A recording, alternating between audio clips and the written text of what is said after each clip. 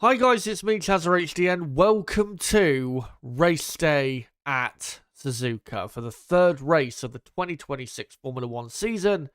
And yeah, here we are for the Japanese Grand Prix, the 2026 edition of the Grand Prix that's been around for almost 40 years now. And obviously, those 40 years mostly being done at Suzuka.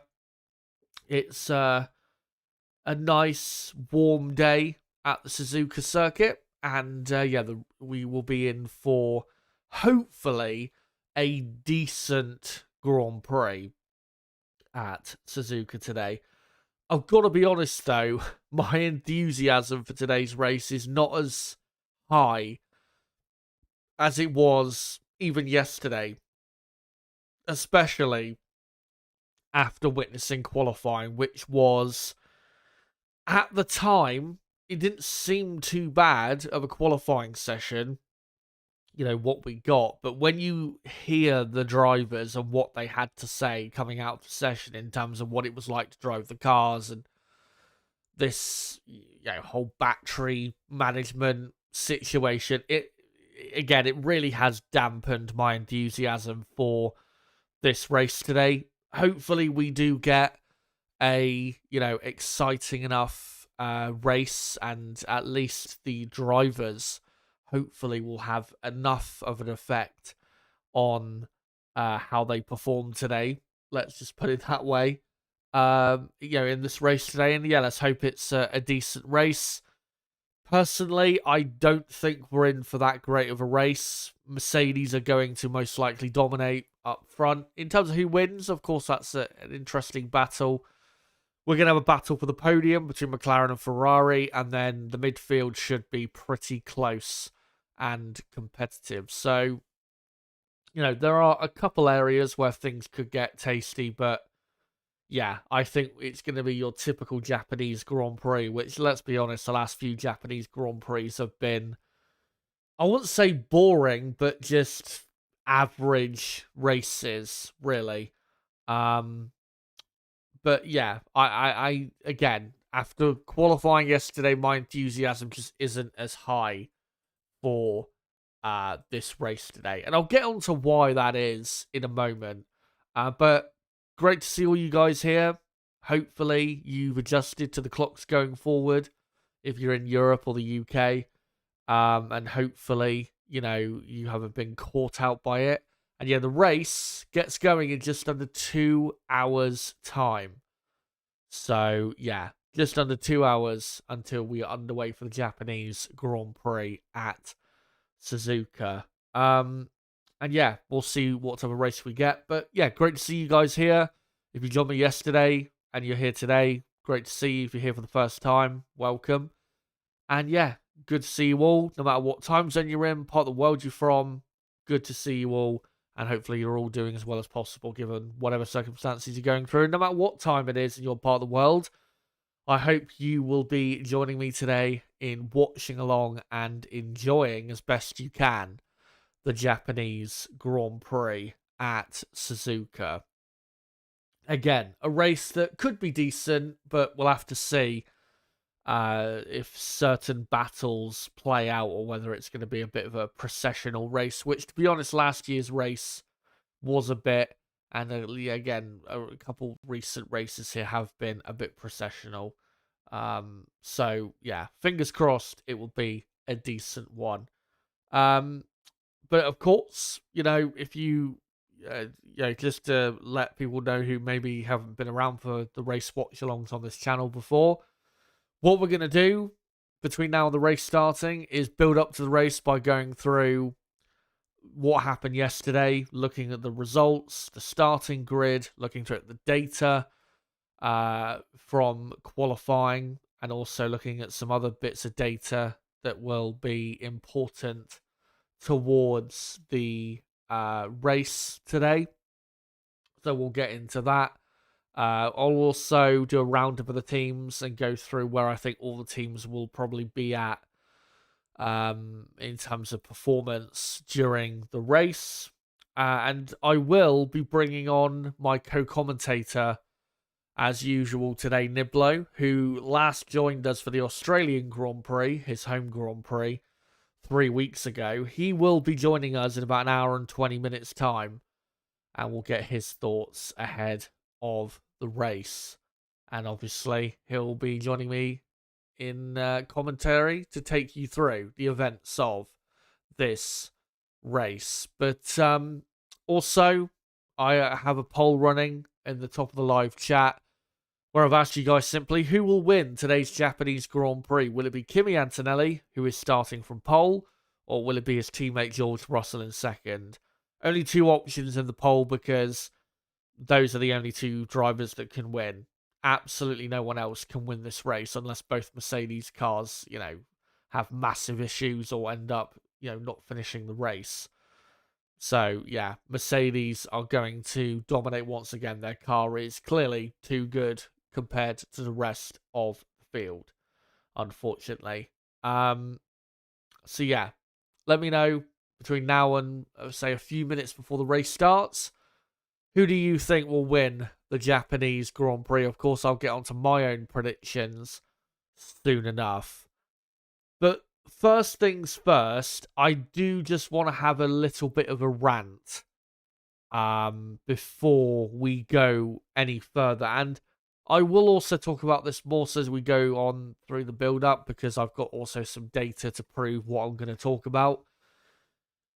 But we've already moaned quite a bit about these, engine regulations in terms of the drivers, not pushing as hard as possible on qualifying laps to save the battery and prevent the battery from running out, too many times over the course of the lap. We saw it a lot in Melbourne and it was an issue. Wasn't as bad in Shanghai. But here at Suzuka, this is the first time this season where I have personally been very discouraged by what I've seen in regards to, the data in terms of, drivers losing speed when the battery runs out and drivers having basically no effect on the performance of the car. And also hearing from so many drivers this weekend about how Suzuka is just, not a challenging circuit anymore because they're, the drivers are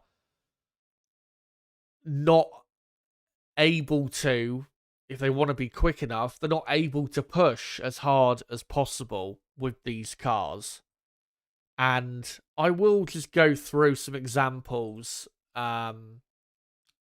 just quickly, and I'll just go through some quotes by certain drivers. So Charles Leclerc, after qualifying yesterday, said on the radio, "I honestly can't stand qualifying. It's a fucking joke. I go faster in corners, throttle earlier. For fuck's sake, I'm losing everything in the straight." What he's talking about is a phenomena that we have seen here and there this season, but we've really seen it quite a lot this weekend. And it just exemplifies why these regulations are so bad and why they are going to turn away so many fans, including probably myself, eventually. The driver, now with these cars, if you drive too quickly through the corners, the harder you push, essentially, the harder you drive through the corners, the slower you will end up being. Because the harder you push through the corners, the more battery you're going to use. But also, if you end up going faster than the AI algorithm, that has been designed to best optimize the battery, then you'll end up losing or clipping more at the end of the straight and losing your battery deployment sooner than if you lift and coast and are, say, slower, deliberately slower through the corners. Carlos Sainz even said it that, and he very, I think, very well summed it up, that he said after qualifying, quote, "The more you push, the slower you went." And I think there was a further quote from Sainz, where he talked about it a bit more. And yeah, he said, that if you drive harder in the corners, it resulted in a slower lap because of what I just said. Because if you go too quick through the corners, you then will end up losing more of your battery down the straight. And again, pushing harder through the corners, which is what we want to see the drivers doing, and what is natural, what is good, it actually results in slower lap times for the drivers. Lando Norris came out this weekend and said it hurts your soul seeing your speed dropping so much, 56 kph down the straight. Fernando Alonso, a quote from him saying, "Maybe 50% of the team members can drive in Suzuka now. High-speed corners now are charging stations for the car. Driving skill is not needed anymore." And even, I think, what was it? Alex Albon, I think he said this after qualifying, that he said, "What I'm feeling so far this year is that there isn't really any high-speed corners anymore because you are arriving so slowly. Basically, everything is a medium-speed corner now." And then there was another quote from Oliver Behrman. This was after qualifying in China a couple weeks ago. He said, "My final lap in China, I did all of my best corners, but I actually went slower by 0.2 of a second." And then he said, "Sometimes picking up the throttle earlier confuses the car and you end up losing outright lap time, which is really strange." What a joke these regulations are. What a absolute piss take, quite frankly. Is this really what we want? Drivers being punished for going or driving faster behind the wheel because, these cars are just, again,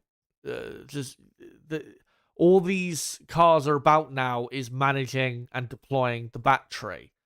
The role of the driver is basically irrelevant at this point.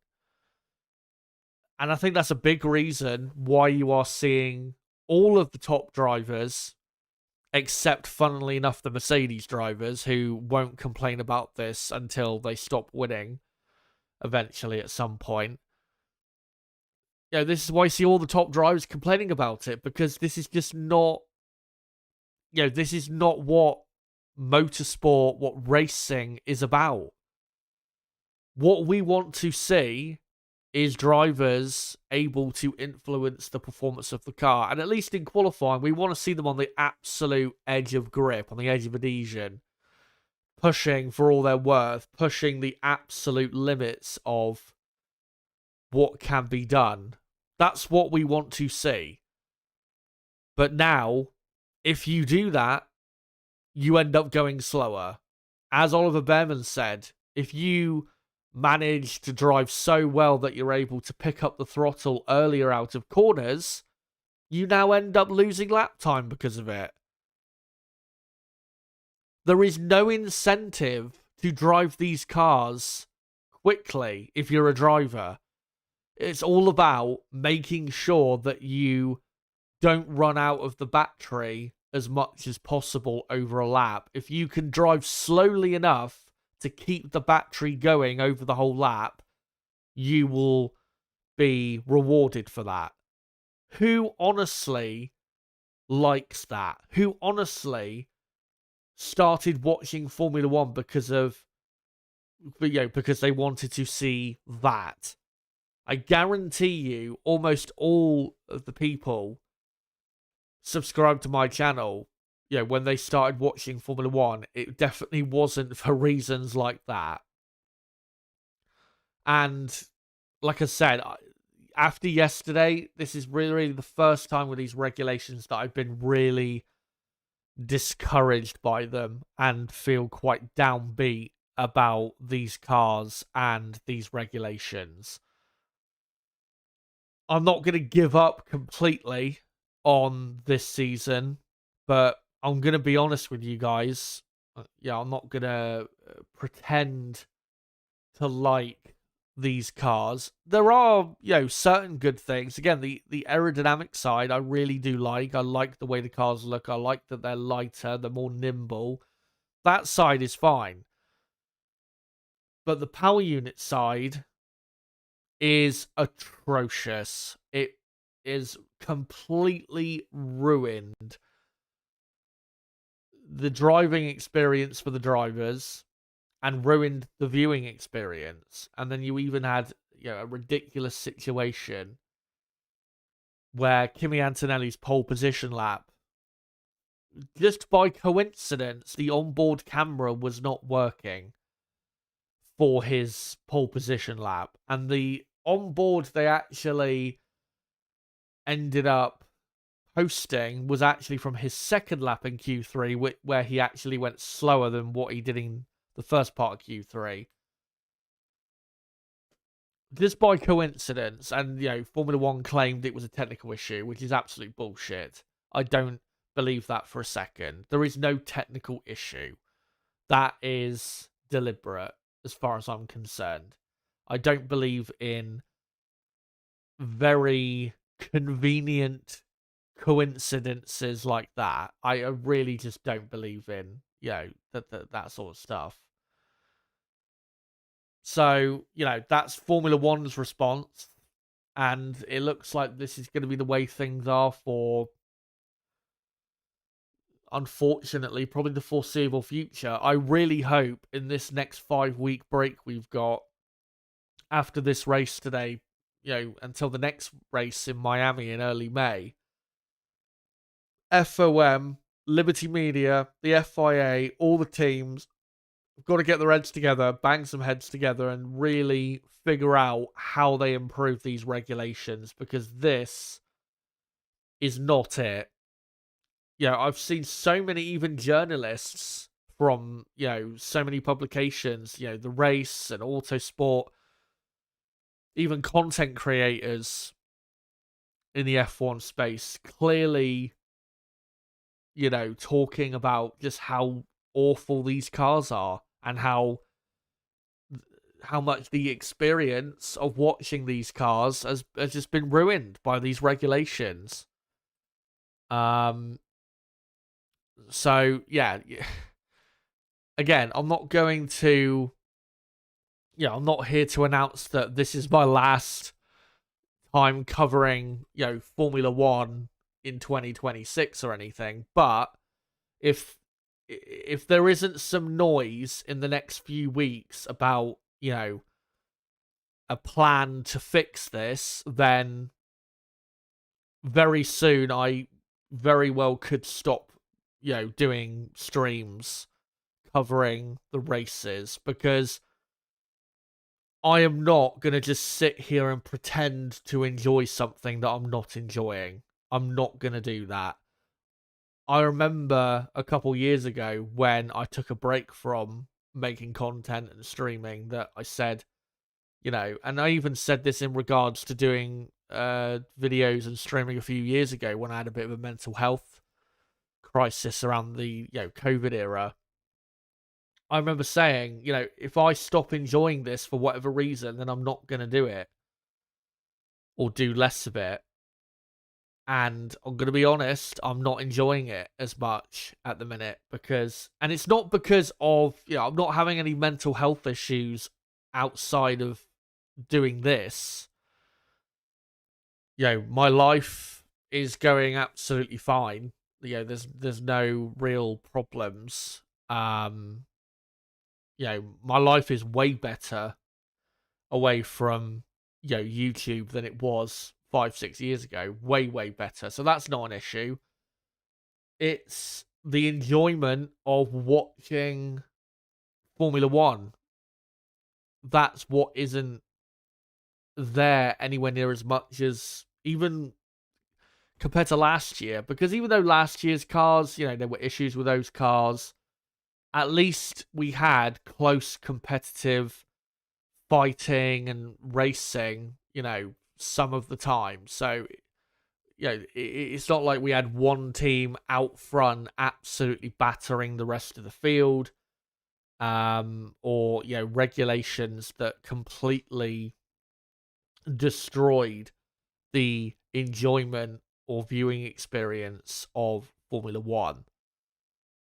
So, yeah, we'll see what happens in regards to, whether there are going to be some potential fixes to the regulations to, to allow the drivers to actually have an effect on these cars again, because at the minute they have zero effect on these cars. The drivers are basically irrelevant in regards to these cars at the minute. They're just, again, managing the battery and having to drive to an AI algorithm, basically, to best optimize a battery, which is not what I, want to watch.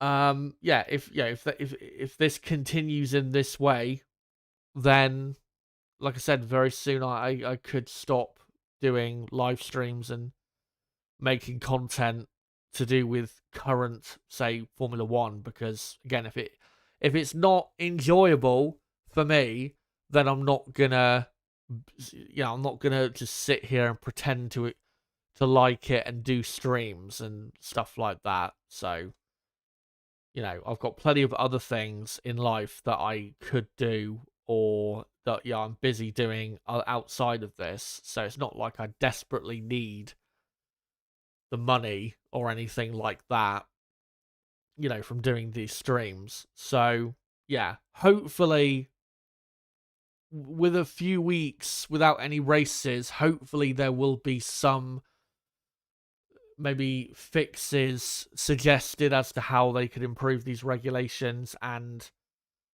get it to a place where, these cars are allowed to be influenced by the driver again, rather than, big car manufacturers, jacking off about how great their electric batteries are, which is, again, not what we want to see. But, we'll see what happens with that. I think the best way to describe how I feel is, the reasons I started watching Formula One and got addicted to Formula One, they're not being satisfied right now.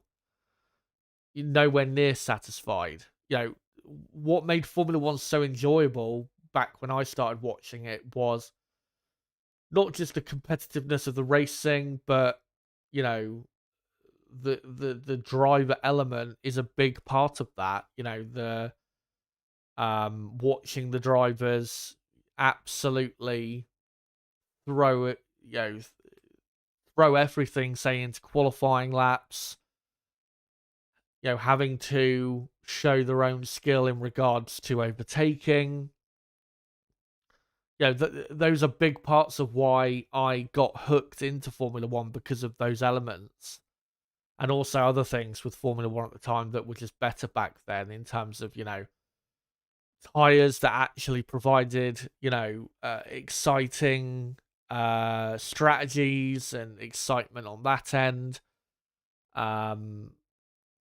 Overtaking back then wasn't just as artificial as it feels now, especially with these batteries, where if you use the boost, you just basically blast past the other driver and don't have to do anything, pretty much. So, yeah, if those reasons are not being met, then, again, I'm going to lose that enjoyment very quickly. And I think, the same goes for a lot of people. There are, plenty of reasons why we enjoy watching certain things, whether it's sports or certain TV shows, films. If they start doing things with those products that take away the enjoyment and take away what made you fall in love with that particular thing, you're not going to, be engaging with that particular thing anymore. For example, if they fundamentally ruined football in terms of the the way the game is played. I mean, I know football isn't as exciting these days as it was 20 years ago, but it's not because of rule changes. It's just because of the way the game has evolved to this point tactically, which, that's just an opinion thing amongst, managers and stuff like that. But yeah, if the fundamental things were truly eliminated by rules and regulations, I would, and a lot of people would stop watching football. Same with other sports. So, yeah, I'm just not finding as much excitement out of Formula One right now. And again, the drivers being basically rendered useless by these engines and by the way these cars are is really hurting my enthusiasm for watching these cars in these regulations. So we'll see what happens. We'll see if progress is made. But if it's not, like I said, I'm not gonna just stick around and pretend to enjoy what's going on. If I'm not enjoying it, I'm not gonna bother with it. So yeah. But yeah, I think I should probably end that mini rant there, because I don't want to take up too much of this build up with that. But I think I needed to get that off my chest. And I think there's a lot of people in the Formula One community, a lot of Formula One fans who want to get that off their chest, because I think we're all feeling, what I was just talking about in terms of that lack of enthusiasm and excitement because of the way these cars and regulations are. And for everyone watching, let me know in the comments, what do you think about these regulations, and how, if you don't like them, then, how is it affecting your viewing experience in terms of how much fun you're having with it? Let me know in the live chat or in the comments. And one thing I will say, if there are people out there that enjoy this, great. If you enjoy it, great. Have fun. But again, this is not the way these cars are with the managing the battery and all of that rubbish. This is not why I got into Formula One. It's not why I got into Formula One at all. And if it continues like this long term, then I just don't see my interest remaining in something that has clearly become something else other than what I, developed, as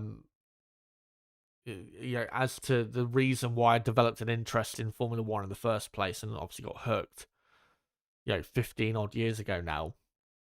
But yeah, I just wanted to get that off my chest. But again, let me know in the live chat what your thoughts are in regards to all of that. But let's go into now looking at what happened yesterday in regards to this race, and looking at what the starting grid is as well for the Grand Prix. So here is the top 10. Kimi Antonelli on pole, 128.7. A great lap by Antonelli. He was even quicker than I expected. I thought it'd be a low 1 minute 29 would be the pole position time, but he found that extra, quarter of a second or so that his teammate just couldn't find, and that's why he is on pole and really should dominate this race, because he's been on it all weekend, and Mercedes, as usual, have looked so quick.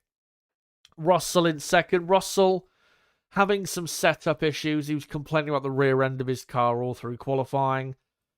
I don't really see how they can fix that for the race. So Russell, unless Antonelli has some big issues in the race, is going to have to just try and come home in second and consolidate, that position and just try and manage, a bad situation for him in regards to the setup. Third, Oscar Piastri doing a great job there. Only half a tenth slower than Russell. Piastri, I don't think you could say could have done any better in qualifying. He absolutely maximized his potential in qualifying. 3/10 quicker than his teammate, half a tenth slower than the second Mercedes. And did what, 129 point, what was it, 129.1, which again I thought that was going to be about the pole position time for qualifying. So he did a phenomenal job, did Piastri, and we'll see if he can at least start the race today. Charles Leclerc then in fourth. We'll get more into Leclerc in regards to his qualifying in a moment, because there's a reason why he was just so frustrated with the way these cars are after qualifying, and I'll illustrate why in a moment, because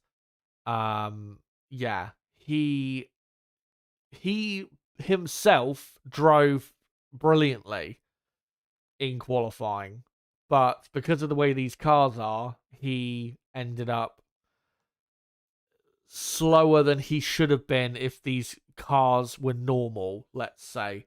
I'll get more into that and add more context to what I'm saying there once we get to the sector time data. But Leclerc, fourth on the grid. I don't think he really could have done any better than that. McLaren are quicker over a single lap this weekend. In the race, though, I think Ferrari have definitely got a decent chance of being on the podium. And we'll get more into why that is later in this build-up to the race, as we're just under an hour and a half now away from lights out. He just about got ahead of Lando Norris, despite not having the greatest final lap to qualifying. Norris in fifth. Norris had some issues with his battery after or during qualifying. He's already used up pretty much 3 power units as Lando Norris. He's going to be taking grid penalties a lot this season. Norris, is in a world of trouble when it comes to that. But 3/10 off his teammate has been really the consistent gap between Piastri and Norris all weekend. And I know, Lando had those battery or ERS issues, but there's no good reason for Lando to be that far off the pace compared to Oscar Piastri. Piastri, he's having a great weekend, but Lando should not be that far off the pace. And remember, again, Lando is the world champion, so he should not be getting hammered, quite frankly, by his teammate. But Norris, fifth on the grid, really should be fourth, given how McLaren are clearly faster over a single lap than Ferrari, but he is in P5. Lewis Hamilton in sixth. Hamilton maybe could have done better. Maybe could have been ahead of Leclerc. Maybe some would say that, but personally, I don't think he could have been. He's been slower than Leclerc by a tenth or so all weekend, and sixth on the grid was always very likely going to be where he ended up. So, it's he did or got the result that he was always going to get in this session. Pierre Gasly, 7th. What a lap by him. Only a tenth or so down on Lewis Hamilton. Alpine, once they get it all hooked up, very quick. And Gasly deploying the battery in the best way he could. Let's just put it that way. In qualifying. Again, what an absolute joke. Isaac Hadjar in 8th. Red Bull just weren't very quick, obviously, in qualifying. Gabriel Bortoleto then in 9th, and Arvid Lindblad in 10th. By the way, I saw another story in regards to this battery stuff. The reason Lindblad got ahead of Verstappen in qualifying, obviously Max Verstappen is 11th on the grid and was knocked out in Q2 by Lindblad. The reason that happened had nothing to do with, Lindblad doing a better lap. Max, his power unit had some sort of error or problem coming out of, I think, the exit of 130R, where he lost a bit extra speed than he should have compared to normal. Meanwhile, Lindblad had like an extra 4 mile an hour or 4 kilometers an hour or something like that. And that, in the end, is what made the difference between Lindblad getting in and Verstappen being eliminated. So again, that's another reason why I just hate these regulations, and a lot of people do, because, Verstappen being eliminated in Q2, you'd want that to be because of another driver doing a great job, but no, it was purely because Lindblad had an extra few kilometers an hour because he, probably lifted and coasted slightly earlier into a different corner, or his power unit didn't have an error at a particular point. You see what I mean? It's just so ridiculous. Like, that's not what it should be about. Qualifying should be about, obviously seeing who the fastest car is. That's always going to be the way Formula One is. You're never going to have equal competitiveness through the field. But from the driver's perspective, it should be about the drivers doing the best job they can and getting, or finishing in certain positions because they did a good enough lap as a driver to get that, rather than, my battery system didn't quite fail as much as yours. Like, again, it's an absolute joke. Should not be happening. But let's go through quickly the starting grid for the Japanese Grand Prix. So this is your top 10. And yeah, front row, it is the two Mercedes of Antonelli and Russell. Second row is Oscar Piastri and Charles Leclerc. Third row, the two Brits and two world champions, Lando Norris and Lewis Hamilton. Fourth row is Pierre Gasly and Isaac Hadjar, the two Frenchmen. And then completing the top 10, Gabriel Bortoleto and Arvid Lindblad. And then outside of the top 10, Max Verstappen and Esteban Ocon. Verstappen has won the last 4 Japanese Grand Prix, but today he's going to be lucky to get even in the top 8 in the race. 13th and 14th, you've got Hulkenberg and Lawson. 15th and 16th, Colapinto and Sainz. Colapinto, again, just not anywhere near good enough performance from him. Given that Gasly was where he was, Colapinto should have been in the top 10, quite frankly. 15th is miles away from where he should be at minimum. And then 17th and 18th, Albon and Behrman. Behrman, by the way, the reason he was 18th is because he had a power unit issue. Penultimate row of the grid, the two Cadillacs, Sergio Perez and Valtteri Bottas. And then the two Honda-powered Aston Martins. Home race for Honda, of course. Probably the worst home race Honda will ever have, as they are 21st and 22nd on the grid. But let's get into the sector time data, just to understand why qualifying ended up the way it did. And when looking at the first sector time data, again, it just pisses me off so much with these cars. Charles Leclerc had not just the best first sector time, by far the best first sector time. Ferrari were incredibly quick through that first sector. And through the corners, I don't think it can be doubted at this point. Through the corners, the Ferrari car is the best car on the grid. But because they don't have anywhere near the same level of battery deployment as Mercedes, and Mercedes having the stronger engine, that's why he ended up so far behind. Because even though he was so brilliantly quick in the first sector, he then paid the price for that in the rest of the lap where, because he went so quick, he then was even slower down the straights in the second and final sector. Again, that should not be the way things are. You know, if this was last year, Leclerc did a first sector like that, he probably would have ended up, at worst, on the front row of the grid and close to pole position, but probably would have ended up on pole with a first sector like that. I mean, look at 3/10 quicker than the McLaren of Piastri, yet he ended up 3/10 slower than Piastri in qualifying. Like, again, how is that possible? And the reason it is because of these stupid regulations with the power units. But yeah, Ferrari, again, just further evidence that their car through the corners is a monster of a car. It is the best car through the corners, but they don't have the power unit to compete with Mercedes and even McLaren when McLaren figure out the engine side, at least in quali trim. So yeah, just such a shame. Mercedes ended about 10th off. Again, McLaren 3/10 off, yet they still ended up 3/10 clear of Ferrari. And then Alpine, Red Bull, half a second off.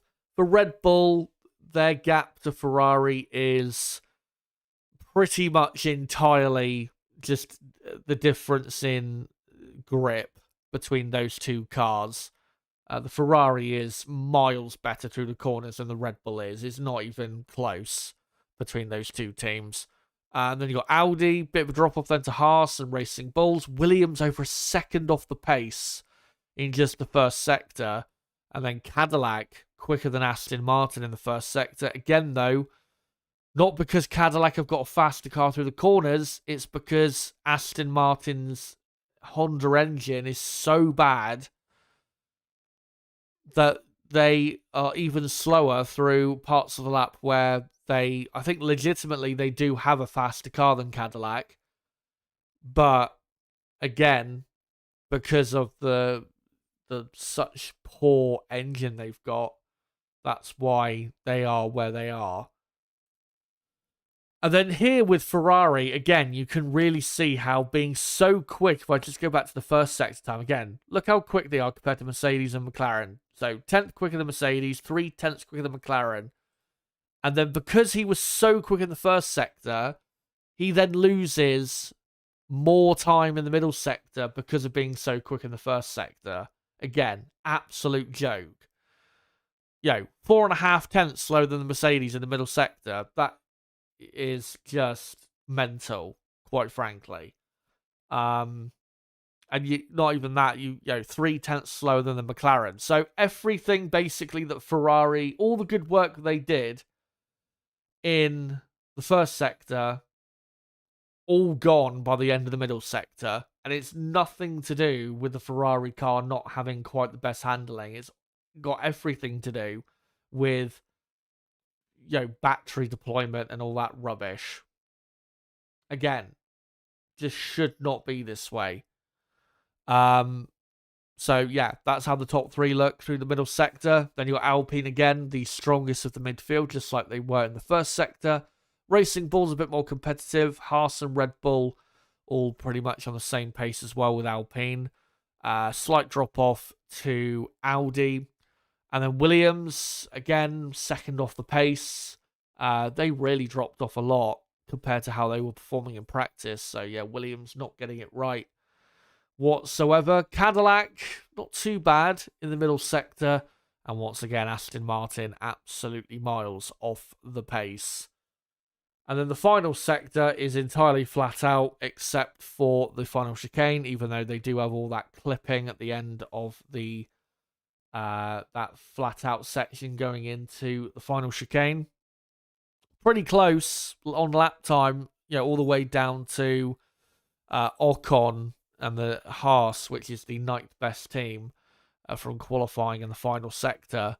Again, Ferrari losing about 1/10 and a half in the final sector, which is not down to the final chicane in terms of their speed through there. It's entirely down to losing just more straight line speed from clipping than Mercedes are. And then Aston Martin actually were quicker than Cadillac in the final sector. So Aston Martin looking much stronger in the final part of the lap. But yeah, in terms of the Mercedes powered teams, the only reason they're quick is because of the middle and final sector. The first sector, where it's actually about downforce, again, teams like Ferrari, Haas even, they look very, very quick. But middle and final sector, that's where the more stronger teams or manufacturers with the engine side really show their strength. But again, it's just such a shame, especially from Ferrari's point of view, when they did such a good first sector, to then lose even more time from the rest of the lap because of that. But yeah, that is the sector time data from qualifying. And in terms of the pecking order, Mercedes were clearly the fastest team, but the gap between them and the next best team was the closest it's been all season. Only 3.5 tenths. It was, I think in China it was also 3 tenths, but that was with Antonelli, who got pole. And I don't actually think Antonelli was the quicker Mercedes driver, at least in qualifying that weekend. So I think Mercedes, I think there was more pace in the car than what they showed.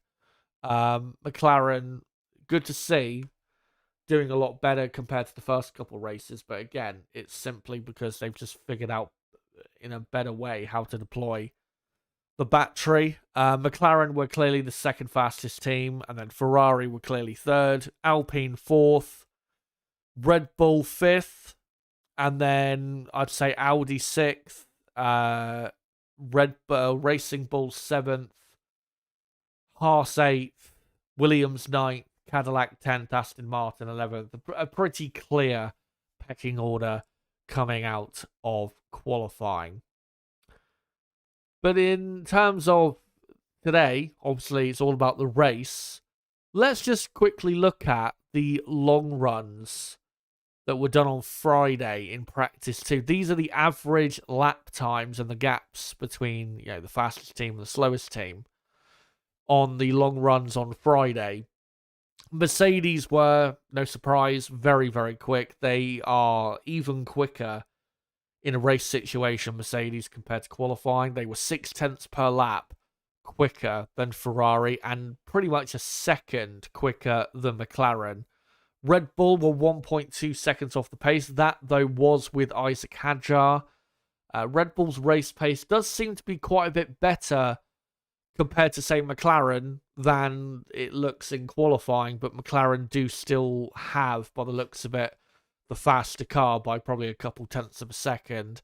Haas have got a good long run pace, so have Alpine. Audi not too bad, then quite a bit of a drop off to Racing Bulls and Williams. Cadillac, okay, just over 3 seconds off the pace. I don't think that is really that bad. In the race today, they are going to get lapped probably, a couple times, maybe 3 times at most. Again, I don't think that's that bad. Aston Martin, the reason they didn't do any long runs is because they can't. Because they can't even do, they know they can't finish a race, so there's no point doing long runs. And there's no point doing any extra laps. Meaningless laps, basically, because again, they know that they still can't finish a race. But just remember this data for the race today, because maybe this type of pace from all the teams will play out in the race itself. Conditions today are pretty similar to what they were like on Friday. So, yeah. In terms of the race pace today, Mercedes will be clearly the fastest team. I think Ferrari and McLaren will be on pretty much the same pace. I do think McLaren will be, I don't think they'll be 3 tenths a lap slower than Ferrari. I think that'd be quite a surprise if that was to happen. Red Bull, I think, will be a bit quicker today compared to how they were yesterday. And then Audi, rather, I think will get a decent finish today. Haas, though, should theoretically make some progress because I don't think they were as quick in qualifying. I don't think they displayed their true pace. I mean, Esteban Ocon was 12th. Oliver Behrman has been comfortably quicker than Ocon this season, and I think Behrman probably would have got into the top 10 had he not had a power unit issue. So, yeah, Haas have definitely got more pace to show. But, yeah, Mercedes are going to dominate. There's, again, no surprise about that. And in terms of my predictions for the race, let's get into them. And here is my predicted top 10. I've gone with the gaps as well as to what gaps I think it'll be from the winner all the way down to 10th. Kimi Antonelli, I think, will win the race from Russell in second. About a 10-second gap, I think it will be. Antonelli is clearly quicker than Russell this weekend, but I don't think he's going to absolutely smash Russell, but it will be a comfortable lead he'll have by the end of the race. Leclerc will just about finish in third. I think he will get third purely from having a better start. And yeah, Piastri will be close with Leclerc through the race, but Leclerc will hang on to third.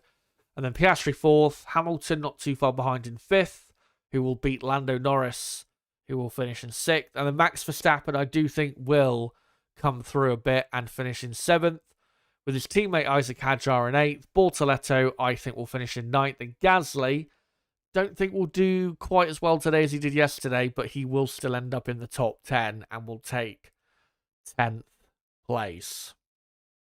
So those are my predictions for this Grand Prix. And let me just get the... what do you call it? Let me just get the timer ready to put back on screen. And I'll just wait for the next minute to tick over, as we've got just over an hour to go, guys, until the Japanese Grand Prix begins at Suzuka. So make sure to get your predictions in the chat. Let me know who you think is going to finish where. What do you think the podium will be, or the top 5? Let me know. And of course, there is that poll running in the chat. Let me know in that poll who will win the race. Will it be Antonelli or Russell? And as well, for everyone watching, make sure to smash the like button. Let's try and get as many likes on this stream as we can. And as well, if you are new to the channel, make sure to subscribe for more content like this. But yeah, I'll just wait for the next minute to tick over. And then I'll get the timer back on screen. And there you go. An hour and 7 minutes to go until the race is underway. As just seeing, there was a massive crash in the support, I think Porsche support race at Suzuka, and one of the fences was hit quite hard, but it looks like the driver's okay and some repairs are underway, but I don't think the race is going to be delayed or anything, thankfully. But yeah, let's get into what you guys are having to say in the chat. Before I do, though, let me just quickly just talk about a couple things before we go any further. Firstly, I just wanted to mention that, of course, what another thing we do in these build-ups is talk about, tyre strategy and all of that. Not going to be really much of, tyre strategy in this race, because Pirelli have brought this weekend the 3 hardest tyre compounds, 3 most durable tyre compounds to this race. And Pirelli have predicted a one-stop race for this Grand Prix today. So it's going to be the drivers will pit probably around lap 20, maybe lap 15 to 17 at the earliest. Then put the hard tyres on, and then they'll all go to the end of the race. Basically what we saw last year. Thanks again, Pirelli, for bringing such amazing tyres. So yeah, that's what's going to happen with that. So no need really to talk about that. And in terms of the teams, I don't think there's really going to be any difference with tire strategy today, compared to any other race, because of how simple of a race it's going to be in terms of tire strategy. F1's pretty much going to pit at the same lap. Maybe, yeah, you'll get 2 or 3 cars going a bit longer, maybe start on the hard compound tire, but personally, I don't think that strategy is going to be that successful today because it's a bit easier to overtake here than other circuits. Yeah, it's not going to be the, say, greatest strategy option, but maybe certain say drivers who or teams who haven't got much to lose will go for that option. But yeah, it's going to be, unfortunately, like I said, just a simple one-stop race. So again, thank you, Pirelli, for your amazing tyres. One other thing I wanted to quickly just get into before I read out any comments is I just wanted to quickly announce what my plans are for this 5-week break that we're going to be having. So if you don't know, obviously today is the Japanese Grand Prix. After today's race, there is not going to be another F1 race until the first weekend of May, which is in 5 weeks' time. Unfortunate, but because of the conflict in the Middle East, that is just, the way things are. Obviously, the Bahrain and Saudi Arabian races being cancelled. Looks like the Bahrain race is definitely cancelled. The Saudi Arabian race, they might try and squeeze in towards the end of the season, but I personally don't think that's going to happen. I think that is pie in the sky at the minute, unless, the situation changes in the Middle East, but I don't think it will for quite some time. So, yeah, 5-week break, so no races in the month of April. What I wanted to announce is I will start next week, so tomorrow, basically, I will start working on the videos that I am going to publish during the month of April. I will officially post in my Discord server. Make sure to join my Discord, by the way, if you want to keep up to date with, channel updates and stuff like that. Yeah, I will post in my Discord server, and also I will post to my community tabs or posts tab, they now call it, on my homepage, on my YouTube homepage. I will be posting tomorrow a list of videos that I will be uploading during the month of April. I haven't fully decided what all of those videos are going to be yet. I only know probably most of them. For example, I am going to do a video on these regulations. I am also going to do a video on Aston Martin, which is obviously no surprise. I was going to do one at the end of April after the Bahrain and Saudi Arabian races, but obviously those races are not happening now. So yeah, that'll be another video. A third video will be a video about Ferrari and McLaren and Red Bull, and where they're how they can improve to maybe make a bit more of a fight of 2026. That's going to be another video. And then there will be a fourth video, which again, I haven't officially decided what that fourth video is going to be. But the other 3 videos, like I said, will be a video about the regulations, a video about Aston Martin, a video about the, say, challenges, potential challenges to Mercedes, and then a fourth video will accompany those other 3. So that'll be one video a week during the month of April. It would be great if I could upload more videos during April, but unfortunately, in the next, I think, 3 weeks, I'm entering the final 3 weeks of my current semester at uni, as I'm doing a master's course in screenwriting.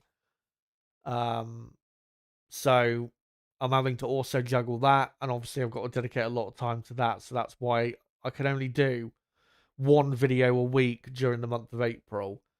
But like I said, there will be 4 videos in April, and then when we come back in early May, I will be doing a couple, probably bits of content surrounding the Miami Grand Prix. Hopefully, hopefully, say FOM have at least suggested some fixes to these regulations by then, but I'm not holding out hope, to be honest. But yeah, I just wanted to announce that, that is the plan for the month of April, because of course a 5-week break without F1 is very sudden. It's not something that was planned. It was supposed to be, of course, a 24 race season. Now it's only going to be at most a 22 race season. Could only end up being a 20 race season if the final 2 races in Qatar and Abu Dhabi end up being cancelled, which I think there's a decent chance they will. So yeah, that's the plan for the next few weeks, and then, like I said, once we get to May, we'll see what the situation is with the regulations and just what's going on, and then once we get there, I'll let you know what the plan is after that. But like I said, if I start to lose a lot of enthusiasm when we get into the later part of the season for these cars and these regulations, then I'm not gonna force myself to do live streams and content. I will probably still do content on the channel regarding Formula One, but it won't be it won't be current Formula One stuff. It'll be more historical stuff that I'm actually more passionate about. If again the issues with these cars persist, but let's see. Let's give FOM a bit of a chance to see if they actually come up with anything that could help the situation. But yeah, let's have a look now at some of your comments in the chat. And good to see a good amount of you here already, even at this early part of the morning. I know for some of us, not all of us. Kid Latin says Kimi definitely getting his second career win. I agree. Laurie Rostoki says F1 should be about drivers pushing to the limit and pure racing, not managing engine clipping or press a button to pass. Pure racing to me is pure battles unassisted. I mean, from a purity point of view, yeah, having no assistance with, when it comes to overtaking and all of that is great. But the thing is, there's been a big debate about DRS and KERS back in the day, and now you've got this debate currently about the battery boost that they use during the race. I don't mind drivers having that and it putting them in a position to possibly overtake. My problem with it is pressing a button and it doing the overtaking for you, which is what we saw a lot with DRS. Drivers pressing the DRS button and then the DRS doing the overtake rather than the driver. That's my issue. And that is kind of my issue with these regulations as well when it comes to the races, is a lot of the time you see drivers pressing the boost button and that doing the overtake rather than them actually doing the overtake. If it puts them in a position where they still have to get the job done, that's great. I have no problem with that, because it is at least a necessary evil in a way, if it at least puts drivers in a position where they can overtake rather than making it so easy. But the problem with the battery boost that we have in the races is it is a overpowered version of DRS. And an overpowered version of DRS is not good. Maybe at certain tracks it would be good, but not, there's a lot of tracks where if you've got DRS, it's, quite easy to overtake. This track, I think today we're going to see definitely, I think it's going to be easier to overtake today than it was a couple weeks ago. Even though there's only one. Is there only one overtake zone or a couple overtake zones? I can't remember exactly. But But yeah, it will be easier to overtake around this circuit than it was a couple weeks ago. But it's going to be easy to the point of being too easy. And that's my fear with it. But as you say, Laurie, F1 should be, as you say, the drivers pushing to the limit. That is what made qualifying still so great up until the end of last year. Even though the races, there were still issues with drivers having to manage tires too much, which a lot of people have complained about for years, and I understand. At least in qualifying, we got to see the drivers go balls to the wall and show absolutely everything of what they've got. But that's not the case anymore. And that, again, is a big problem. Laurie also saying Colapinto is without doubt one of the worst drivers on the grid. He's under pressure from the likes of Paul Aron. Yeah, Colapinto is not going to be on the grid by the end of the season. I don't believe I don't believe he will at all. I think sometime during the European season he's going to get replaced. Whether it's Paul Aron or maybe they go and get Yuki Tsunoda, who knows? But he is going to get replaced.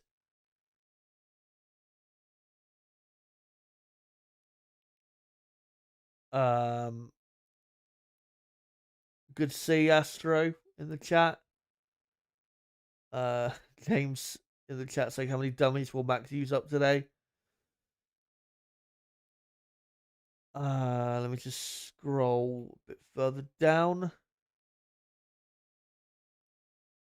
Paulie asking, do you think it'd be more appropriate to do a battery strategy? It probably would, but I have no enthusiasm for that stuff. But again, what a joke. What a joke. One thing I don't know if I've said it on stream, but one thing I have thought of, which would be better, is what they should do is remove the AI element of the battery in terms of the system deploying the battery and determining when and where and to deploy the battery and all of that stuff. It should be like KERS was back in the V8 era, where the drivers decide when to use it, and when they don't use it, it doesn't they don't lose any more battery when they're not using it.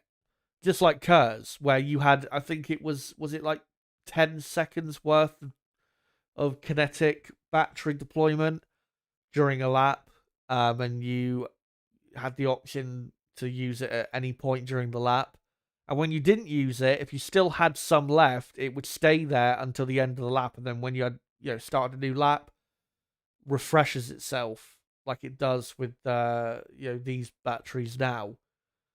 That's how I think it should work. Allow the drivers to take control of when they deploy it. Because, for example, through the S's, you don't need to deploy a battery. You just don't. You're going to only want to deploy the battery down the straights. So allow the drivers to pick and choose when to use it. And if they run out of the battery too early, then at least it comes down to the driver and driver skill rather than, oh, sorry, the AI system has run out of battery. You now are going to be punished even more for driving quickly through the corners. That is just bullshit. But again, if it worked how I said, or how I just suggested, where it's driver controlled and it's down to driver skill as to when they deploy it, when they run out of it, and they can play around with that like they did with KERS, it would work out a lot better. A lot better. But again, these regulations are designed purely so engine manufacturers like Mercedes and Audi can jerk themselves off about how great their, how great their 2026 powertrains are, whether they're road relevant or not. That's what this is all about. And it's destroying, again, our enjoyment of Formula One.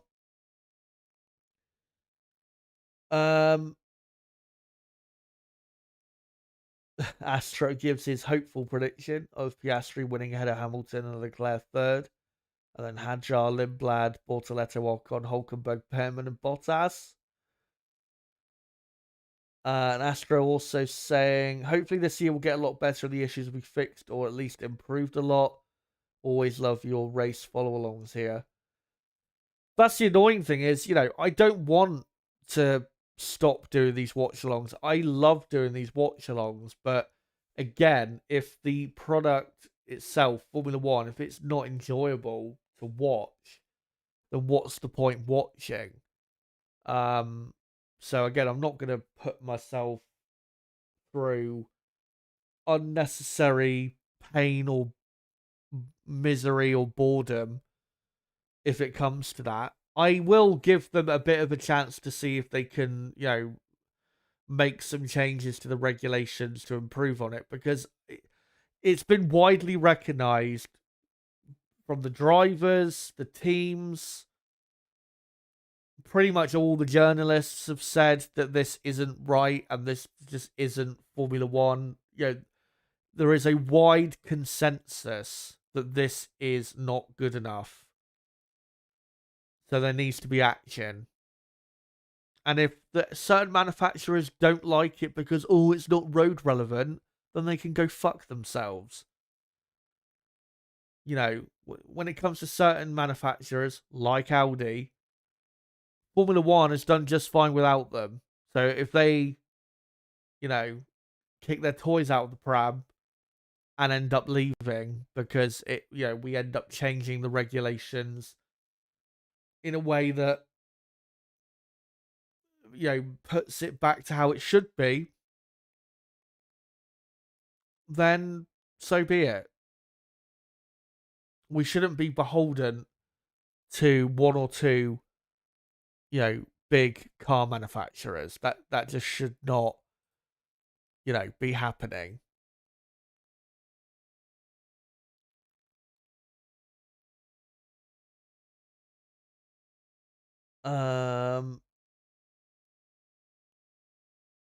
Let's have a look for some more comments.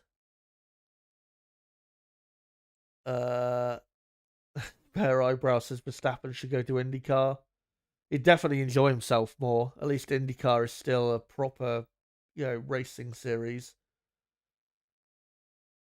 Darth Lord Raven says the whole world is ruined, so we lose this sport anyway. Unless the world changes again, we have to go on. Everyone is at home because they don't want people to get contact. Evil things are going on. I think you're being a bit too pessimistic there. You almost sound like you're living in the COVID times still. We're not quite in that miserable of an era. One thing I do think though, and I'll probably will make this point in the video I'm gonna do, about these regulations, and I will make this point in a better way, hopefully, when I make that video, is these regulations are a symptom of just the way the world is going in terms of AI and automation and not, I wouldn't say an over-reliance on machines over humans, but, just the way, maybe the world's leaning more in that direction because it's cheaper or, statistically better or whatever you want to call it. But there is a large pushback against it from a creative an entertainment point of view, especially in the creative industries, there is, a large pushback to it, and I'm thankful for that. Because people can clearly and rightly see that, machines, AI, whatever you want to call it, they make it easier to do certain things, but that doesn't mean it doesn't make it better. For example, I am doing a master's in screenwriting at the minute. AI probably could at the minute write screenplays, but they are never going to be able to write them as good as human beings can, because AI, at least not yet, and I don't think they ever will be able to, but definitely not yet, are able to understand what makes a screenplay and a story good. They can, if you tell it to write it in a certain way, or to write certain things, it will do that. But tell it to make it good, and it can't, because it can't do those subjective human things. The point I'm trying to make is, with Formula One, is a big reason why we follow Formula One is for the drivers. Without the Sennas, the Schumachers, the Hamiltons, Raikkonens, Alonsos, all these superstars we've seen in the last, 30, 40 years, without them, if they were just nobodies in the car, our interest would be much lower. Yeah, some people do follow because of, the names of Ferrari and all of that, but it's really the drivers that we really care about in regards to Formula One, rather than the teams. Despite, again, some big names in Formula One, like Ferrari, like Mercedes, like, McLaren, and etc. So once you take away the driver and that human element to driving the car, and you replace it with, algorithms, AI, machines, whatever you want to call it, systems that don't require the driver to do what what the driver's job is supposed to be anymore, then you're going to inevitably lose people. So, this is hopefully a, say, pushback against that, automation of just the way things are going, at least in Formula One. Because, I know, people may say that, eventually we'll have robots driving the cars. Maybe we will. But if they do, there won't be anywhere near as many people watching Formula One as there were a few years ago if all the drivers are robots. Because, again, it's that human element which makes Formula One way more interesting. The human element of the driver having to figure out ways to, to win a race, or be as quick as they can over a qualifying lap, or manage, the car in wet conditions, and so on and so forth. And again, I think you're seeing this not just with this, but in a lot of other industries which are revolving around entertainment or creativity, a pushback against automation and machines and AI and whatever you want to call it, because people want that human element still there. Because, human beings are, way more entertaining in these roles, let's say, than AI would be, because AI is just going to end up being just perfect. And let's say if we had robots driving these cars, then there would be no such thing as driver mistakes or drivers not getting the best out of the cars, because they all would get the best out of the cars, and it would be just a giant wank fest for the teams. So I hope what I've said there kind of makes sense, but that's just with what we're seeing with these cars, that's just how I feel about them, in terms of, again, it really is a representation of just the way the world is going in general. But again, there is thankfully a pushback against automation and AI and all of that stuff, because again, it is, whilst it might make things easier and it might make the quality of things better in terms of things working better and easier and all of that, in terms of the entertainment side, it will not make things more entertaining. It will just do the opposite effect.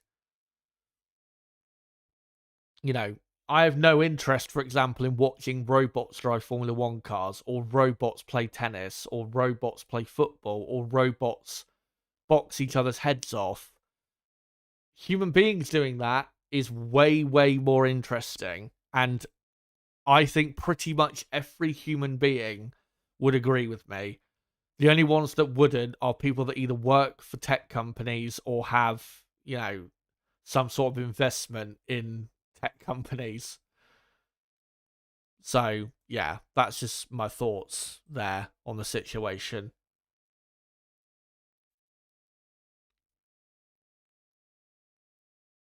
Laurie saying you've explained things and been very articulate. You've even explained what I was saying 10 times better. Yeah, hopefully what I'm saying there kind of makes sense. Yeah, but like I said, hopefully this is like a realization in the Formula 1 community that, yeah, this is just not the way we need to go, and that we need to push back against this. Because if we don't push back against this, then this will just continue in this direction, and Formula 1 will lose its fan base. Formula 1, I think people forget, the viewership figures and the audience, the size of the audience, isn't as big as it was a few years ago. I know you've just had this Formula 1 film, which has done great. It's won a load of Oscars and all of that. And I haven't seen the film yet, so I have no idea how good it is. From what I've heard, it's, visually stunning, but I'm more interested in the storytelling aspect. And from what I've heard, it's not great. Yeah, that's done wonders for F1's reputation and, PR and publicity. But in terms of the actual sport itself, viewership has not been in a good place really since 2021. The last thing they need is to go and lose a load more viewers. So, that just cannot be allowed to happen.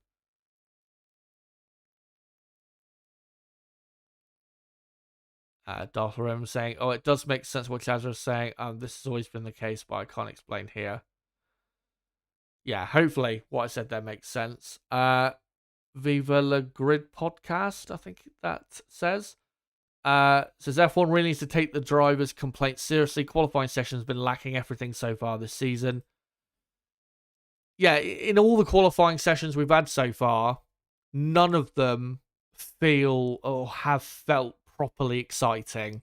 Yeah, we've had a couple surprises, like yesterday with Verstappen not making Q3, and like Verstappen obviously not making Q1 even in Melbourne. But in terms of those real special moments towards the end of qualifying where you get to see the drivers really hang it out and get close to the walls and all of that stuff that we love, we just haven't had anything close to that, so far. And I know it's only been 3 races, but this is not a good omen going forward.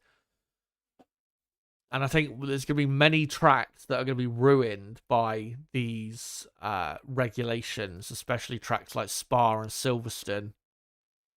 But we will get back onto this subject, I'm sure, in a few minutes, because my co-commentator for this race, Niblo, is going to join us. And I know he's got plenty to say, like he did 3 weeks ago when we talked about these regulations and all of that. But quickly, before we bring him on, I just want to quickly do a roundup of the teams and just go through where I think they'll all be for the race today. Mercedes, yeah, we know they have their poor starts. They probably will have a poor start again, but even if they get a poor start, they are still going to finish first and second. Their car is by far the best car on the grid, so Mercedes will be absolutely fine. Antonelli should beat Russell. He's been quicker all weekend, and Russell looks like he has a bit of a handling issue with his car. So Antonelli should take his second win of the season, and if he does, by the way, remember, if Antonelli wins today, regardless of where Russell finishes, Antonelli will take the lead of the Drivers' Championship. For Ferrari, obviously, tried their best in qualifying, but a 4th and 6th was really the best they could do, with McLaren being overall for the lap just so much quicker than them. Podium today, though, is possible. It will be very dependent, though, on what happens at the start. If they get ahead of both McLarens with at least one of their cars at the start, then I think they're in a very good spot to finish on the podium. But if they are not able to be ahead of both McLarens with at least one of their cars, then it's going to be more so dependent on tyre strategy and when they pit, and how close they can be when the pit stops come around lap, say, between lap 15 and 20. So really, for Ferrari, because of their such great starts, if they're going to get on the podium today, they're going to have to really rely on that. Red Bull, I think, will be a bit quicker today overall as a team, and I think they will finish ahead of the midfield pack. They'll still be miles off the front 3 teams, but 7th and 8th I do think is still a realistic finishing position for them. McLaren, obviously 3rd and 5th on the grid. Hopefully they actually start the race this time, obviously after what happened a couple of weeks ago in Shanghai. If they don't have too bad of a start, I don't see why they can't finish on the podium. The pace is there. It just depends on where they shake out after the start. Obviously, Ferrari get such great starts, so it's going to be hard to keep them behind. But if they can somehow, then maybe they can get their first podium of the season. Most likely not, but it will be close. Now into the proper midfield. Audi should score points with Gabriel Bortoleto. Do keep your eye, though, on Nico Hülkenberg. Was 13th in qualifying. I don't think that is really representative, though, of his true performance. I think he could have been a bit better in qualifying. So watch out for Hülkenberg. I think he can make at least a couple positions up from there. Haas as well definitely did not do the best job they could in qualifying. Ocon is 12th on the grid. Oliver Behrman, who is normally the quickest Haas driver, is 18th. He had a power unit issue. So watch out for Behrman. He is definitely the driver, say, in the bottom few positions to look out for making progress. But still going to be difficult for Haas to score a point, given how good Audi and even Alpine look. For Racing Bulls, they've got a car in the top 10, Arvid Lindblad. Great job he did in qualifying. But it is going to be a tough ask for them to be in the top 10, given that you've got Max Verstappen in 11th. Haas look quick. Audi look quick. If they finish in the top 10, that would be, a great result for them. Alpine, I've got a car up in P7. Pierre Gasly looked incredible towards the end of qualifying.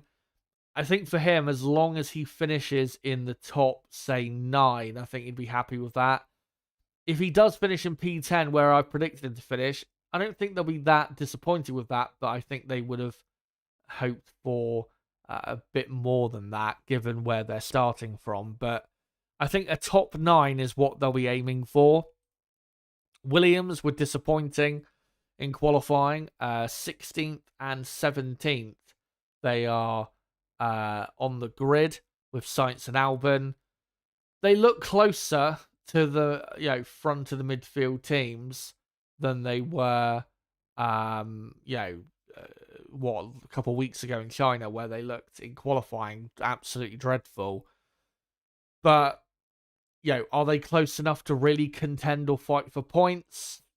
I don't think they are. Even though, Carlos Sainz finishing the points in China, that was helped quite a bit by, a few DNFs and a few cars all over the place as well.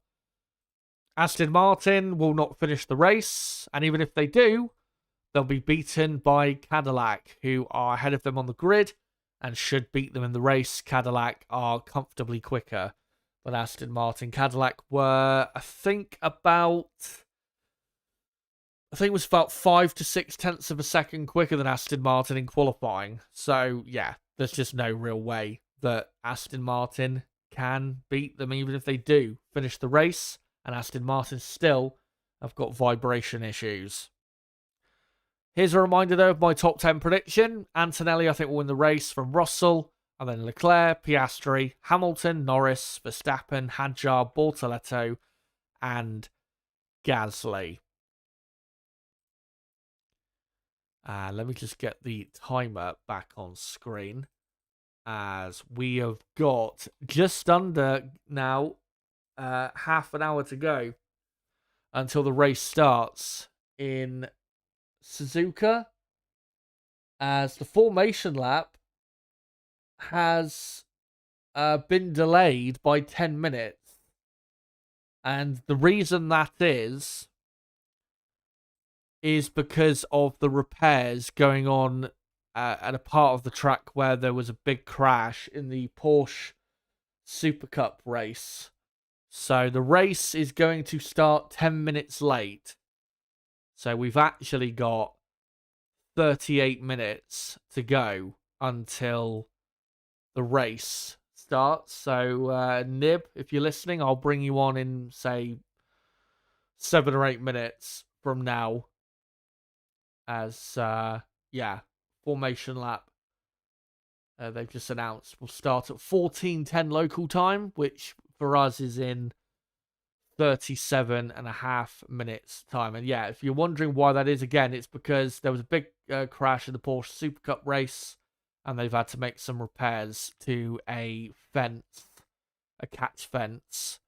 So only a small delay, thankfully, but that's what is going on there. I think the catch fence was coming into the end of the lap, towards the start-finish straight. I think that's where that was. So,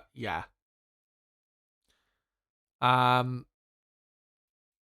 let me just have a quick drink, and then I'll read out a few more of your comments, and then I'll post a link of the stream out, and then, like I said, I'll bring Nib on in a few minutes, and we'll get his thoughts about these regulations and also what he thinks is going to happen today.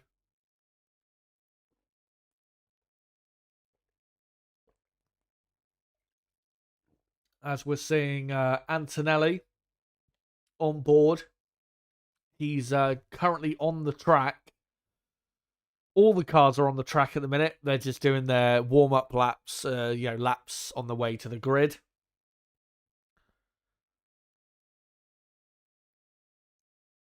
As we're looking at Oscar Piastri, who is doing a practice start at the exit of the pit lane. Hopefully he actually gets away. And he's just taking his time. And he has every right to do that, because we've still got a few minutes to go until he needs to be out of the pit lane. But let me read out a few final comments.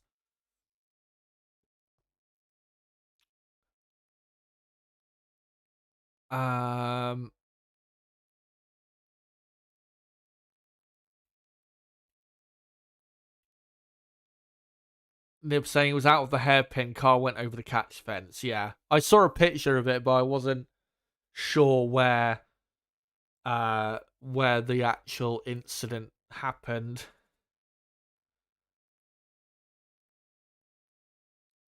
Astro asking thoughts on Bortoleto here, Chaz. Impressed me in quali. Audi's looking good. Yeah, Bortoletto did, I think, as well as he could have done. Alpine proved to be a lot quicker in qualifying, which was a bit of a surprise after Friday, where Alpine were not looking that great. But yeah, I think Bortoletto did as well as he could have done. Outqualified Hulkenberg. It's now what, 2-1 in Bortoletto's favour.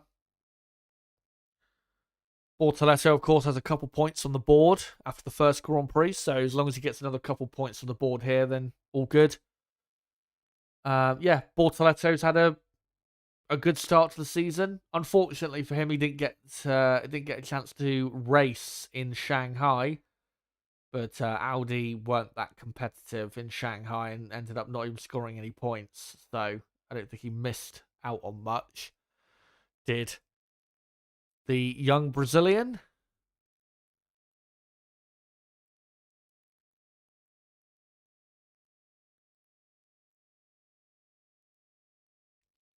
Um,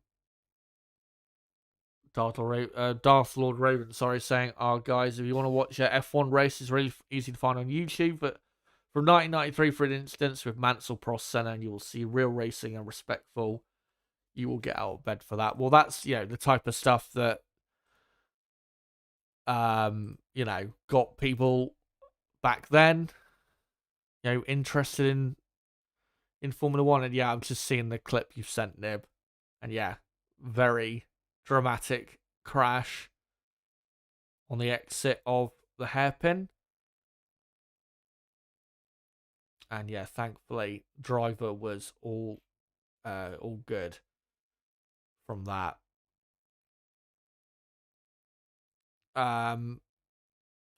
What was I gonna say?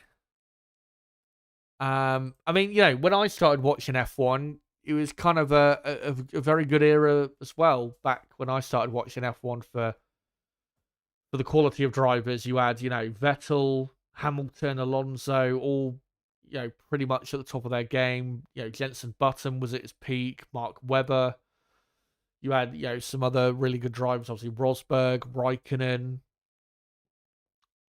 some great midfield performers, Perez, Hulkenberg.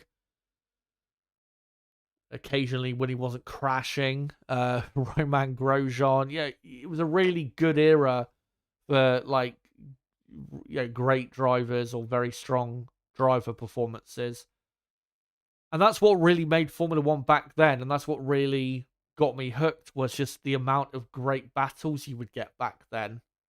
Even with DRS, that's really what got me so into Formula One, was just the real brilliance of the battling and the quality of the driving, and also the quality of the cars back then, where they could actually follow, they could go wheel to wheel, all the time, basically. They were fun to watch in dry and wet conditions. The tires actually degraded, and you had fun. It was fun to see certain strategies play out. It was just such a good time. But as time has gone on, it feels like the regulations have just got slowly worse since then. But that is the essence of Formula One, and that's the essence of what a lot of us, or got a lot of us hooked into this, what can be great sport. But what we're seeing this year is just, again, it's just not it.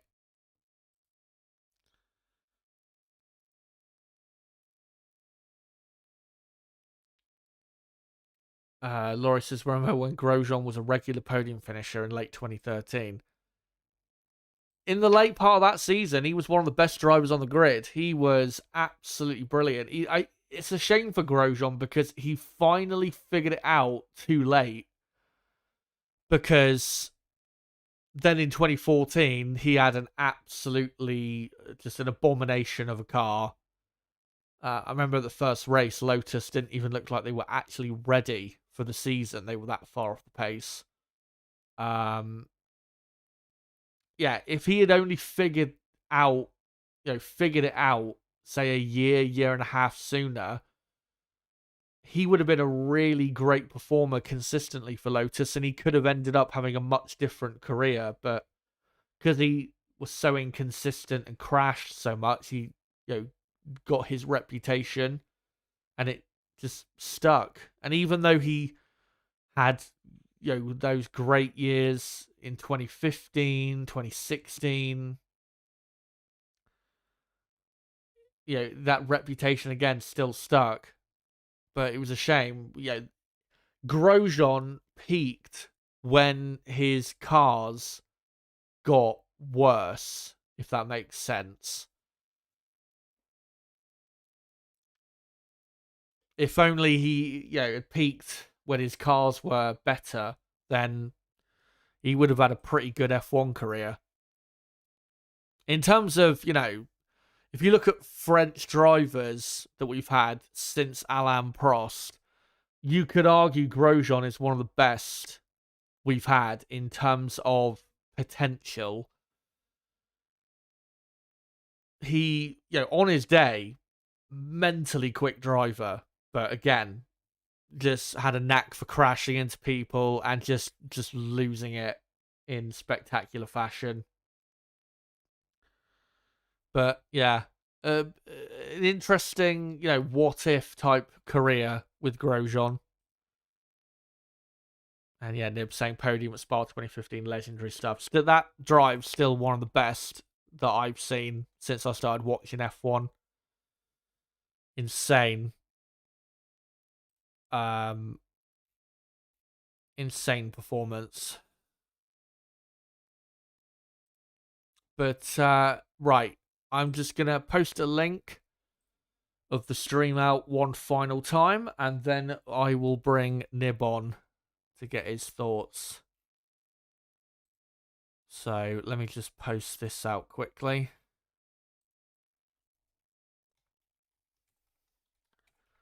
Come join us here to watch along the Japanese GP at Suzuka, and hopefully we'll get some more people joining as well. For everybody watching, there might be, I don't know if this is for everyone or just for people on mobile or whatever, but if there is a boost button just below the screen of this stream, then please make sure to press that boost button, because what it does, I believe, is it basically boosts the I wouldn't say the viewability of the stream, but it boosts the recommendations of the stream around the website. So yeah, if there is a boost button there, make sure to press it and boost the stream, and then hopefully we'll get more people jumping on. But yeah, let's bring Nib on and get his thoughts. So just give me a second, guys. And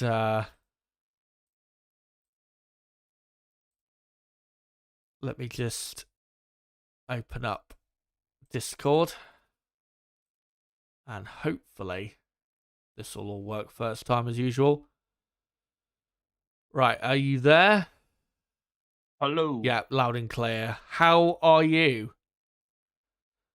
I'm good. What about yourself? Not great. Yeah, I'm absolutely knackered, quite frankly.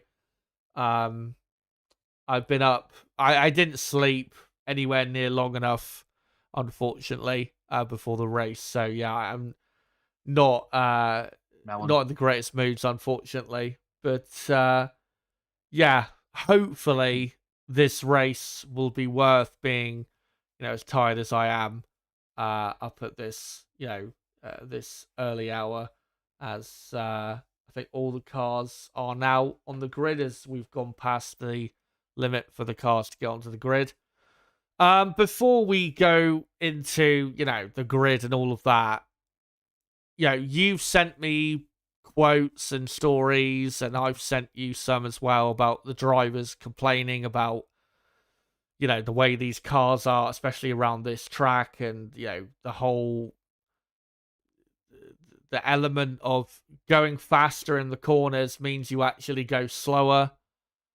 With your lap time. Just, I mean, we saw in Melbourne, didn't we? The issues with these regs, but does it feel to you like it does to me, like this track has really made these regulations look the worst they have been so far? Easily. Because, Spa is Spa. Spa's on my mind after we talked about Grosjean just before.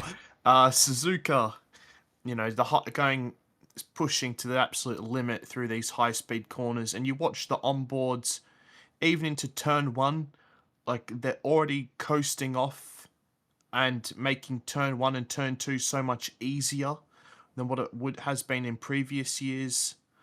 And then, as Alonso just said, that the first sector is literally just about saving the battery. Yeah, it's a joke. I mean, I think the one which they've shown the most on board is probably into Spoon Curve, and like they're already down to 250 kilometers an hour into Spoon Curve, where now it's just a little dab on the brakes. And I feel like about the only driver that's made a mistake in there the whole weekend is there was Behrman in practice, I suppose, but Leclerc on his final run in qualifying, and then of course because he made a mistake, his car's gone like a tuk-tuk down the back straight towards 130R. So I mean, these regulations are a joke. They need to do something about it very quickly. I don't care if Audi leave the sport mid-season. I don't care if the square root of all evil, Toto Wolff, has a massive cry about it. The sport's being ruined. This isn't Formula One. This isn't racing. And I think, Max, I think the comments already from pre-season were alarming, but for me, this track especially has proven that it is Formula E on steroids. Yeah, and that's what Max said, didn't he, in pre-season? And the worst part of it is this is not even going to be the worst track for these types of cars. Spa will be worse. Monza will probably be the worst of them all. Silverstone, I think, will be worse than this one. Obviously, Baku, down that very long straight. So it's not like this is the worst track of them all and the rest of the races it'll be fine and we just have to put up with it for this weekend. It's gonna get worse as the season goes on. So, and then obviously what could end up being the final race of the season, Las Vegas, you've got that giant back straight where they're going to be downshifting on the straight.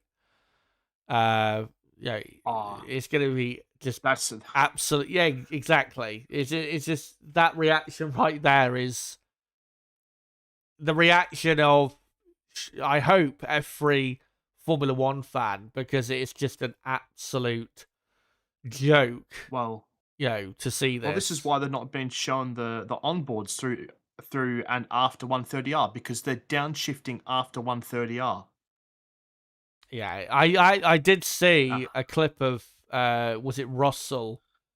The comparison with Russell and Antonelli, right? Yeah, and you can hear Russell after 130R downshift, and it's just so disheartening because this track, especially like you said, this was one of the best tracks on the calendar, and not just on the calendar, in the world, for seeing cars and drivers be at their absolute limit. I've seen so many onboards in the last couple of days of Michael Schumacher back in the Ferrari days, of him absolutely leathering the car through all the high-speed corners. That's how it should be. Or even what we saw last year with Max. Him pushing to the absolute limit and somehow dragging a pole position time out of that car. That's what it should be about, but this is what we've got. As you were saying, though, they've got to try and fix these regulations and try and do something. Obviously, we've got a 5 week break coming up. What do you think?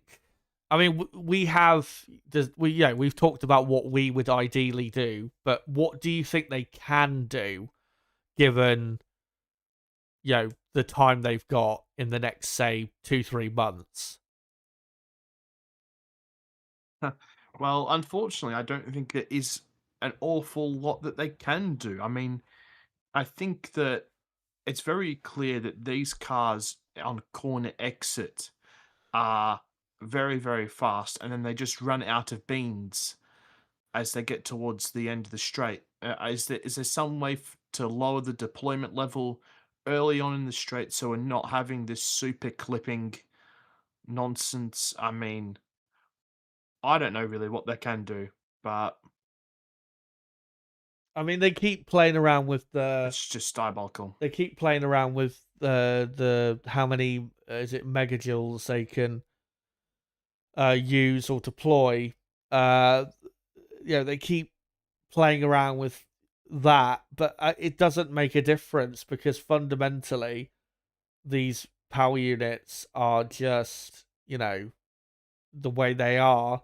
This is the worst part about it is these power units are the way are like this because this is how it was intended.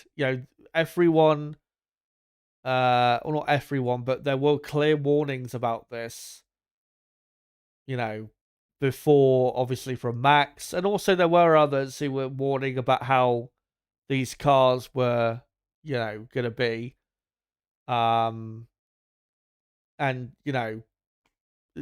this is the way they've ended up. So, yeah, I personally I don't have much hope for the regulations improving. I think they will try something, but I think they are probably going to have to say after a couple years. I think they're going to have to probably change the regulations and just do away with what we've got. I mean, originally they were probably planning to keep these regulations until the end of the decade, but if it does drive away Formula One fans in droves, which I think it will, and logically it should, because it just goes against really what makes. It's like what you said. It goes against racing and just motorsport in general. Never mind Formula One. Um, then yeah, they're gonna have to try and do something a bit sooner than they were hoping. But like you said, if it means losing Audi or whoever, then so be it. Because this is just not right. But we'll see what happens. In a way, kind of thankful we've got a 5 week break from F1 after this weekend. For real. And then the next track's Miami, which is going to be another horrendous, uh, track for these cars, especially. One thing's for sure, I won't be watching Miami. Yeah, you if you skip that race, you're not going to miss anything. I don't think really. Correct. But yeah, these are the way the cars are, so we'll just see what happens today. In regards to today, obviously Mercedes front row, no surprise there. Oscar Piastri in third. In regards to Mercedes, obviously, I didn't do a race stream for the last Grand Prix, and obviously you weren't able to come on anyway, even if I did. Just wanted to get your thoughts on Kimi Antonelli. Obviously, took his first pole and first win a couple weeks ago. What did you think of that performance? And do you think now Antonelli is, I won't say the favourite to win the championship, like the clear favourite, but do you think he's now been activated to, he's now going to be consistently at his best as opposed to what we saw last year in his rookie year? I mean, it seems like he definitely has the upper hand at the moment. Um, the commentators keep mentioning it on broadcast and everything. He just seems so smooth, whereas George is always having these troubles. And there's an interesting point I saw made on Twitter is that George is inherently at a disadvantage because his side of the garage doesn't know how to win, whereas the other side of the garage, Antonelli's got Bono there. That side of the garage knows how to win, which I thought was a bit of a fascinating point. And I mean, there's no doubt that having Bono with Kimi is helping quite significantly, but also just Kimi Antonelli is a supreme talent, and this has been known for a long, long time. And yeah, it wasn't an ideal rookie season, but to be expected. He got thrusted straight into that Mercedes seat, big pressure, and really his bounce back since his mistake in qualifying at Melbourne has been absolutely fantastic.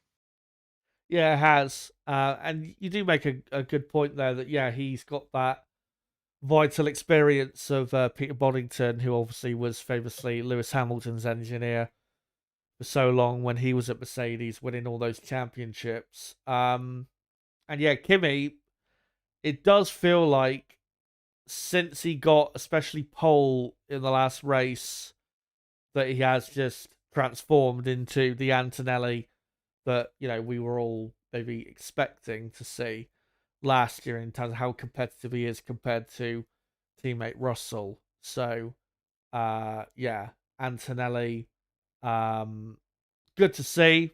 This is the Kimi Antonelli. This is the reason that he is at Mercedes at the age he's at. He's still only 19 years old. And this is why Toto Wolff took the risk in putting him, straight in to that Mercedes car when he easily could have, recommended he go in the Williams or something for a year or two. So good to see that we're now seeing the proper Kimi Antonelli. And as I said earlier, what do you call it? If he does win today, regardless of where Russell finishes, he will take the lead of the Drivers' Championship and will lead the Drivers' Championship for the first time in his career. And I think he would be the youngest driver ever to lead the Drivers' Championship. I don't think there's been a driver in their teens who has led the Drivers' Championship before. So, yeah, that would be I think a new bit of history there for Antonelli. Yeah, in regards to the race though, like I said, Mercedes front row, Piastri third, Leclerc fourth, and then Norris in fifth and Hamilton in sixth. Do you think the main fight today is going to be that fight for the podium, and who do you think is going to prevail in that fight between Ferrari and McLaren? I've got to say, if they show me these fucking idiots Yeah, well, for this movie one more time, I'm gonna turn off the stream. yeah, I've literally turned off the broadcast at the minute because I can't stand it. Thankfully, they're talking to Mankeys at the moment, but oh my god, if they show me one more time, I'm gonna lose it. Yes, obviously, the battle after the Mercedes will definitely be the most interesting fight. McLaren's quali pace seemed to not be too bad, but their race pace then has been not so good. But McLaren, or Ted was saying before, that McLaren have definitely made a step forward in understanding the engine this weekend and aren't losing out as much to Mercedes. And Piastri has been great all weekend, being quite clearly the faster McLaren driver, and putting 3 tenths on everyone's head outside of the Mercedes, and only half a tenth behind Russell was very impressive. So you'd imagine Piastri will finish third today.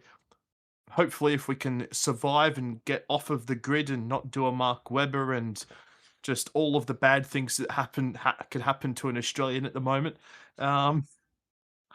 Just hopefully he gets off the line. So yeah, I think that'll definitely be the most interesting battle today. Yeah, and the start, of course, will be crucial, especially given Ferrari get such great starts. One thing I will say is I hope that group of dickheads, hopefully, they don't do what they did with Will Smith. Do you remember a few years ago when they showed Will Smith like a million times during I think it was Abu Dhabi Oh race god. that time. Let's hope we don't get anything like that because we just don't need that, especially at the moment. As we have got just under 10 minutes to go until the race is underway. Let's just get some final predictions from you guys in the chat.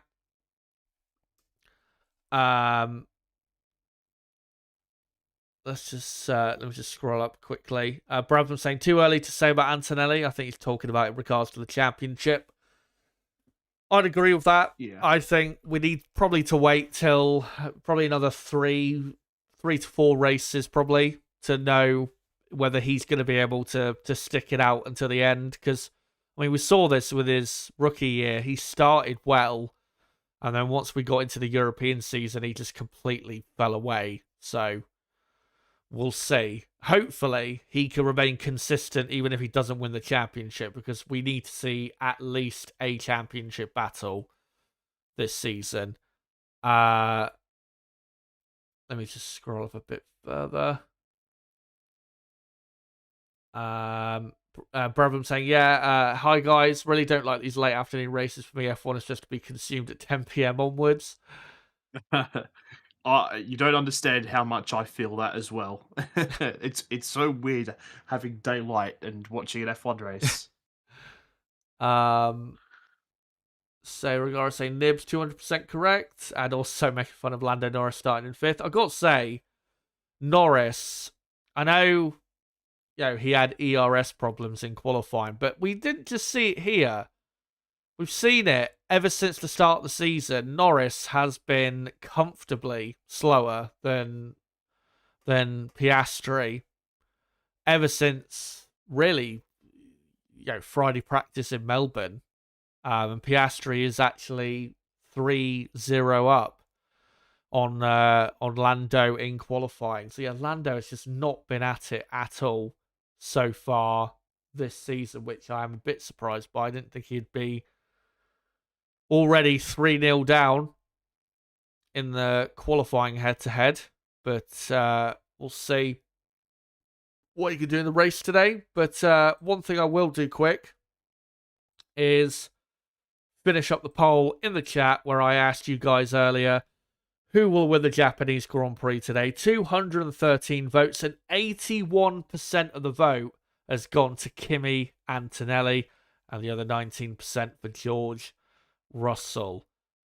So yeah, you guys going for Antonelli? No real surprise there. I think also, as I mentioned yesterday, pole position at this track is very powerful in terms of converting it to a race win.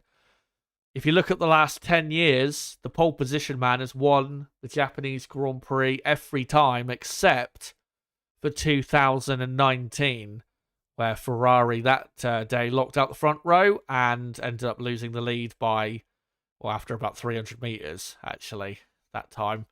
So yeah, starting on pole and then converting that to victory is statistically massive at this circuit. So it is quite likely that Kimi Antonelli will convert the pole to a victory. And it would be Mercedes' first win at Suzuka since that 2019 race where Valtteri Bottas won 7 years ago. Brabham saying, I worry that George might have a point to make on the start. I don't think he has a point to make, but if he's going to win the race, then the start is the only chance he's got, because he's been clearly slower than Antonelli all weekend. So, yeah, if he gets ahead at the start, then maybe he can win. You never know. If he gets ahead, what could happen. But if Antonelli's ahead of Russell, even if Mercedes have a terrible start and are not even leading the race on the first lap, then it's going to take something big happening for Antonelli for Russell to beat him. As the F1 intro now begins to play. So I think we'll get into a couple final important details before we start this race. Quickly, a reminder of the championship standings. On the driver's side, George Russell comes into this race only 4 points clear of Kimi Antonelli. Charles Leclerc in third is 17 points off the lead. Lewis Hamilton fourth, only 1 point behind his teammate. Oliver Behrman fifth in the championship after the first two races. Lando Norris in sixth. Pierre Gasly in seventh, 1 point clear of Max Verstappen, who is level on points with Liam Lawson. And Arvid Lindblad, the rookie, still in the top 10. On the constructor side, Mercedes just over 30 points clear of Ferrari, and then a big gap down to McLaren in third, who are only 1 point clear of Haas F1. Red Bull then in fifth, level on points with Racing Bulls in sixth. Alpine a couple points behind in seventh. Then a bit of a gap down to Audi in eighth. Williams ninth, who scored points somehow in China. And then Cadillac 10th, just ahead of Aston Martin. Both, of course, pointless. But let's go on to your starting grid for this Japanese Grand Prix. So on the front row, it is a Mercedes front row. The first Mercedes front row lockout at Suzuka since 2018. On the second row, it is Oscar Piastri and Charles Leclerc. Piastri started third at last year's race. On the third row, Lando Norris and Lewis Hamilton. Hamilton, of course, has won this race multiple times. On the fourth row, the two Frenchmen are Pierre Gasly and Isaac Hadjar. And completing the top 10, Gabriel Bortoleto and Arvid Lindblad. Max Verstappen, before this weekend, has took pole at this track 4 times in a row, but he's only 11th on the grid this time around, and he's got Esteban Ocon for company on the 6th row. Then a row after that, it's Nico Hulkenberg and Liam Lawson. 15th and 16th, Franco Colapinto and Carlos Sainz. 17th and 18th, two drivers who finished in the top 10 of last year's Japanese Grand Prix, Alex Albon and Oliver Behrman. On the penultimate row, Sergio Perez and Valtteri Bottas, two men who have been on the podium here, and Bottas, of course, won here in the past. And on the back row, at one of their home races, the two Aston Martins of Fernando Alonso and Lance Stroll. So there you go. That is your grid. By the way, did you see that the little, I say little, it was about a 2.5 minute intro that Jack Black did. Oh, don't tell me. Before the countdown. Yeah, yeah. Thankfully, I had the sound off, so I didn't have to. I might have been losing my mind. Yeah. As they just announced that a sold out attendance at Suzuka. Yeah, I will not be watching the race back for that, put it that way. As this will be a 53 lap race. I put on the left hand side everyone starting on the medium. That's what most people should be starting on. And it should be just a simple one stop race.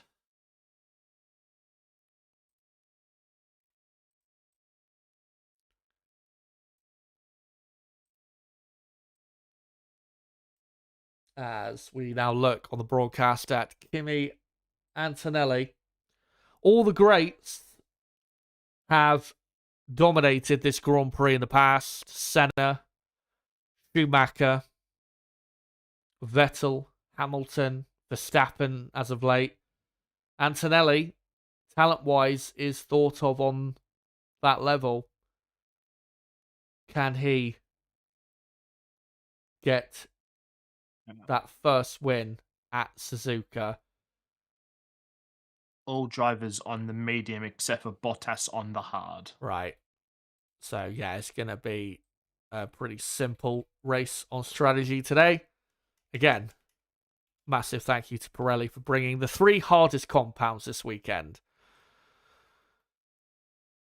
I know, and they still couldn't get the soft compound tyre to warm up properly for one lap. And it's not even that warm at this race. It's like, what, 20 degrees Celsius? So, yeah, it's a joke. As the formation lap has begun, as the 2 Mercedes pull away.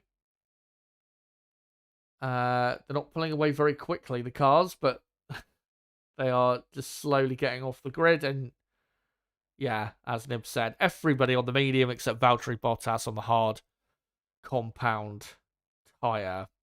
Hopefully, we'll have all the cars take to the start, because I don't think in the first 2 races that all 22 cars started. Well, that's a fact, unfortunately, Chaz. Yeah. Because Piastri crashed in Australia. Yeah, and then I think, was it Hulkenberg? No, both McLarens didn't make the start. Yeah, and then Hulkenberg in Melbourne also didn't start. And then obviously in China you had Bortoleto and Albon didn't start as well. So yeah, hopefully all 22 will take to the start. As the 2 Mercedes is coming through the hairpin.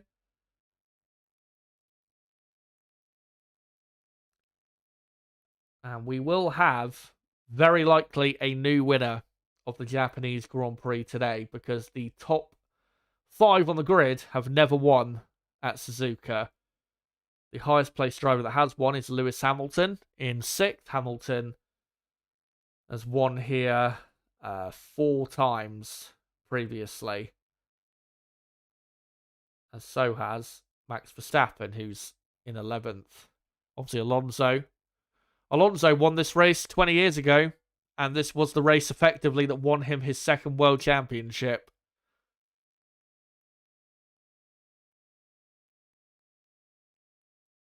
Oh God, please get the cameras off of them. Oh no! I've got a ways behind you. Okay, as long as he's not dead and he's seated. Yeah. So if they show them, I'll prepare you ahead of time. Thank you.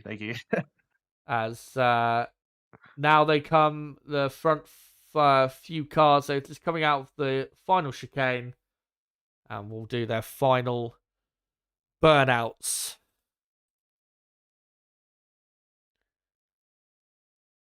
As they come onto the pit straight. And as we saw in the first couple races, Ferrari are the team to look out for when it comes to the starts. Remember, Leclerc was 4th on the grid in Melbourne, was leading by the first corner. So that's who we'll be looking out for. And Mercedes have been given a much harder time in the races because of those poor starts. They'll be looking to at least be leading at the end of the first lap, something they've not done so far in 2026.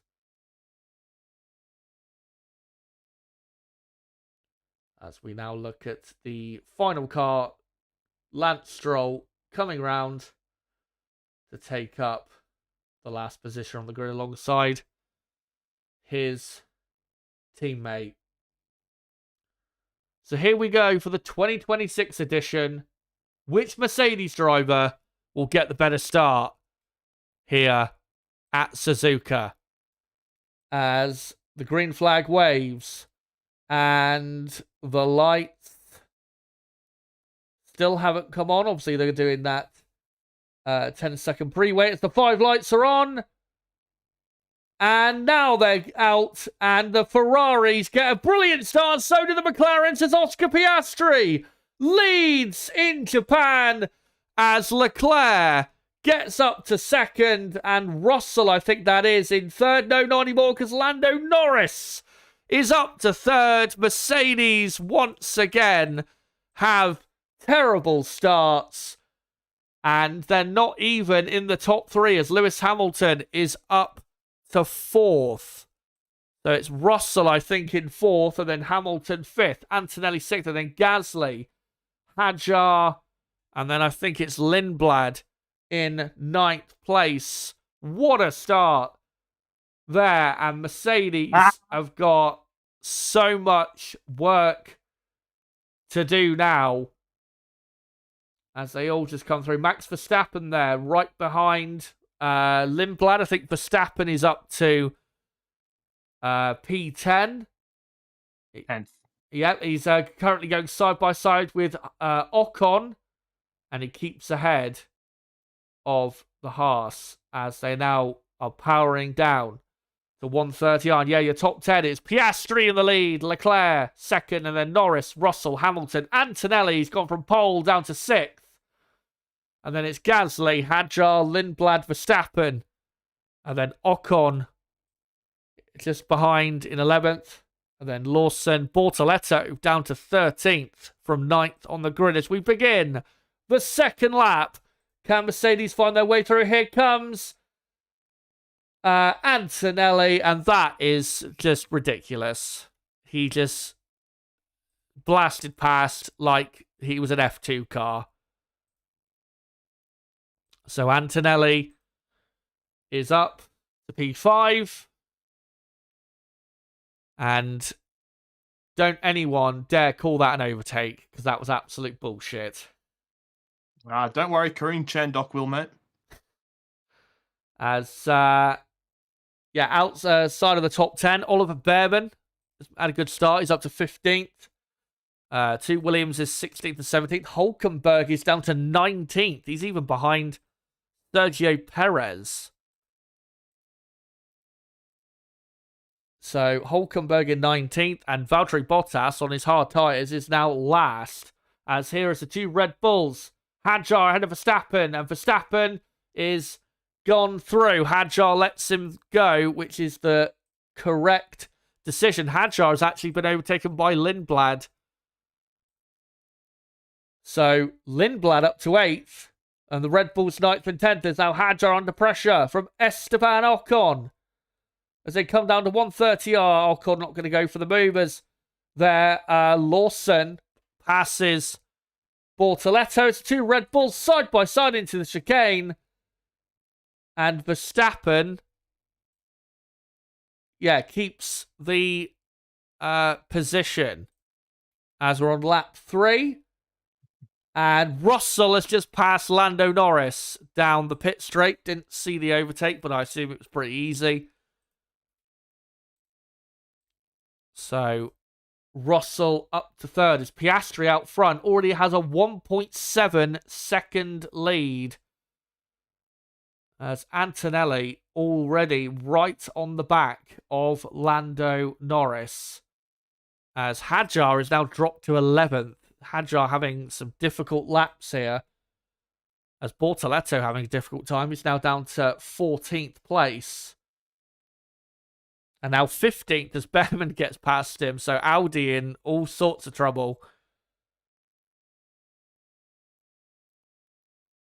As this battle continues on. Antonelli already fastest lap. 134.4. And that's in traffic. So that just shows you how incredibly quick Mercedes are. Despite that poor start, they are very quickly going to motor their way through this pack of cars. As Antonelli, will he send it at the chicane? No, he knows. He just needs to wait for the pit straight, and then he's just going to delete Lando from the universe. As Antonelli down the pit straight uses some of that boost. Russell has definitely used some boost as he easily passes Leclerc into turn 1. And Russell is up to 2nd. They've got to show the onboard of Russell then. Russell was like 6 tenths behind. Yeah, he was. He wasn't right on the back of him for sure. So yeah, he's easily done that. And did the fastest lap with it, 134.4. This is again, I know we're only early into the race and I don't want to just be criticising everything the whole time, but this is the depressing thing with the races so far, is the only entertainment is Mercedes getting such poor starts and then just getting their way back into where they should be. This is all this is. And like I said, the overtakes, they're not overtakes. They're just button pressing. And that's not overtaking. As Max Verstappen is behind Arvid Lindblad as they exit the Spoon curve. Russell, 1.4 seconds behind Piastri. He'll be past Piastri probably in the next 2 to 3 laps. As Antonelli all over the back of Lando Norris out of the chicane. Has Antonelli got any boost to overtake? Down the straight, no, he has not. So he's getting held up here, and this is going to cost him because Russell, his teammate, is getting off into the distance on lap 5 of 53. Let me just update that Valtteri Bottas is last, and he is the one on the hard tyres. Everyone else is on the medium. And yeah, towards the back end of the top 10, you've got Gasly 7th, Lindblad 8th, Verstappen 9th, Ocon 10th, and then Hadjar, Lawson, Colapinto, Behrman, Bortoletto, Sainz, Hulkenberg now up to 17th. And then Albon, Perez, Alonso, Stroll, Bottas. And hopefully they'll show us a replay in a moment. But Nib, what a start for Piastri. Straight past the Antonelli and the Mercedes cars and easily got into the lead, didn't he? No, he did. Well, I was trying to. I always like to go deafened because you're a bit ahead of me for the start. And I was trying to. Recently had an update to like the KO Sports streaming that we have here in Australia, which the Shones will know about. And I was just seeing, and I reckon about 2 seconds after the lights went out, you said, Piastri's in the lead. It's like, what the hell?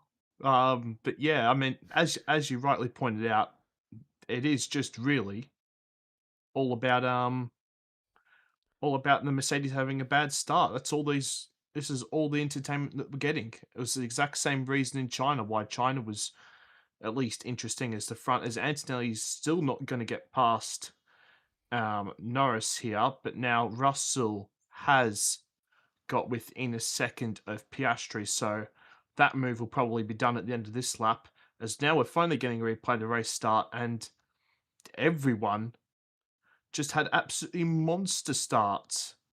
Just absolutely gesund. I mean, Antonelli down from 1st to 6th, absolute horror start. Brilliant move by Norris, actually, there around the outside of Russell at turn 2. As now, yeah, on board with Antonelli and just going absolutely nowhere off the line. And I mean, he's probably lucky that he only got down to 6th. He could have been even worse than that. Yeah, lucky. He was just a complete sitting duck there at the start. As just a replay from on board of Leclerc, him going around the outside of Russell, and also Norris went around the outside as well.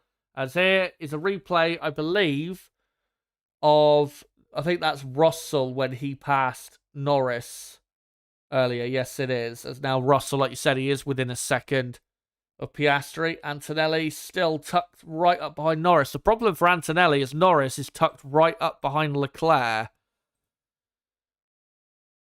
So Antonelli getting held up as Lindblad has been overtaken by Verstappen and Ocon. So Lindblad has fallen back very quickly. And yeah, Ocon now up to 9th place, having good race. Ocon is only a second behind Max Verstappen. Verstappen on lap 7 in 8th, but 4.5 seconds already behind Pierre Gasly, who's really built a comfortable gap at the front of that midfield race. As up front, Piastri leading, Only 7/10 though clear of George Russell. Leclerc in third, couple seconds behind Russell and nearly 3 seconds off the lead. Antonelli is, I think, 4.5 seconds off the lead currently. As, yeah, Russell surely is going to overtake Piastri as they exit the chicane. And here we go. Will Russell just easily overtake? He closes in. And no, not quite, but he was closing in a bit. As they're now on lap 8 of 53, as Antonelli still stuck behind Lando Norris.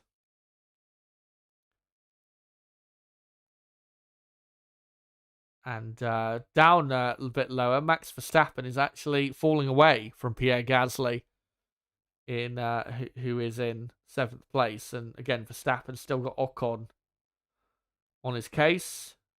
Lindblad and Hadjar are only separated by a few tenths of a second, as Lance Stroll has just overtaken Fernando Alonso. So Stroll up to P20. As we look at Russell here, coming up to Spoon. And following decently well, but not able to get close enough for an overtake. But now he really closes in, coming up to the chicane, clearly using the boost. And he's going to go for the inside line at the chicane. Piastri doesn't fight it because he knows that the Mercedes is way too quick. Does Piastri get him back on the exit, though? He gets right in the slipstream, and he's going to duck the inside, and Piastri gets him back. As let's go our mushroom racing. Leclerc just holding off Lando Norris there for 3rd place. And yeah, that was exactly what we saw in Melbourne. Russell used up his boost, overtook Piastri into the chicane, and then Piastri just did the same back to him. So, yeah. As Antonelli now very much looking on from a bit further back at this. This is Russell and Piastri, but Antonelli in a similar situation. Bit lower down, looking at Norris and Leclerc's battle. And his replay, so Russell, again, used the boost, closed in so much through 130R, and should have really just stayed behind Piastri and followed him down the pit straight, but he went for it early and paid the price as they came back down the pit straight. As Piastri has pulled the gap up to just under a second. As Antonelli now right on the back of Lando Norris as they come into the chicane. And he gets a good exit. But has he got enough straight line speed to overtake? And right in the slipstream. And no, he doesn't. And he will stay behind. Antonelli is about 3 seconds currently behind his teammate. So it's not all lost for Antonelli. But he does obviously need to get past these two drivers of Norris and Leclerc sooner rather than later. Apparently on Sky, Crofty said that the reason why George got close to Piastri was because of cornering speed and not battery. Who the fuck does he think he's fooling with that? Honestly. Just pure lies, honestly. Like, at least try and be smart with, if you're gonna lie, like I said, try and be smart with it. Like, that's such obvious bullshit. As through Spoon, all looks pretty equal still, as we're just looking further back on the mini screen. Isaac Hadjar is still right behind Lindblad in the battle for the final points position, as Antonelli closing in on Norris. But Norris getting a good exit as they begin lap 11.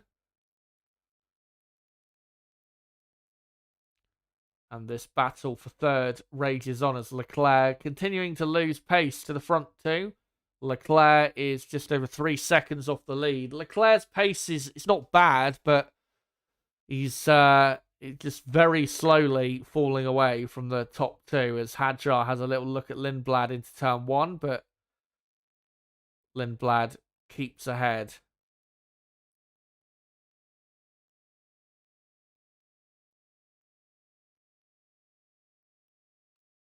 As down the order, the highest placed Cadillac currently in 19th, Sergio Perez. Perez about 5 seconds clear of Stroll, and Perez about 6.5 seconds behind Albon. So Perez only losing half a second a lap or so to Albon, which is it's not too bad at all for Perez and for Cadillac. As Norris dropping a bit further behind this time, over a second behind now. And Antonelli is going to be a lot closer this time around as they come into the chicane. And is he going to go for the overtake? Yes, he is. And Antonelli is up to fourth, but will Lando get him back? I don't think he will. So on lap 12, Kimi Antonelli up to fourth as Russell starting to close in again on Piastri as Hadjar right on the back of Lindblad out of the final corner as Piastri complaining that the front left developing a narrow band of graining. As Hadjar into turn one, has a look, but Lindblad keeps him at bay.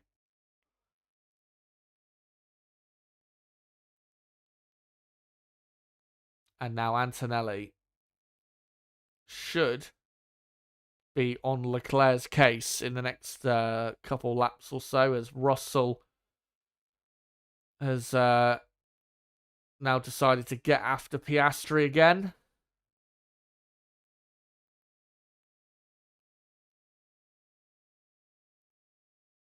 As Hadjar still all over the back of Lindblad, right on the back of him through the Degner as Lindblad dramatically slows down on the entrance to the hairpin, losing the battery.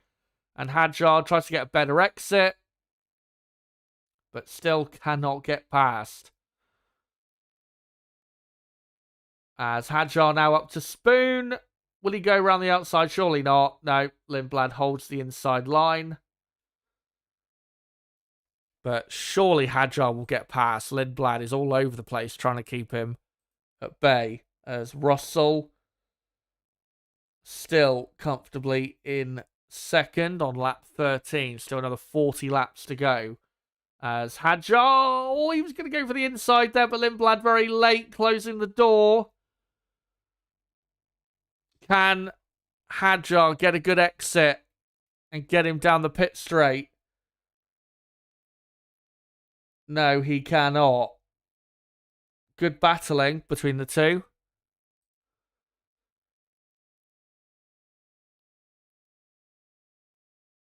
As Antonelli now only half a second behind Leclerc. So Antonelli surely will be past Leclerc very soon. And he's got to, because Russell is not too far up the road. And in clear air, Antonelli should still be quicker than Russell, like he has been all weekend. As Piastri now a second clear of Russell.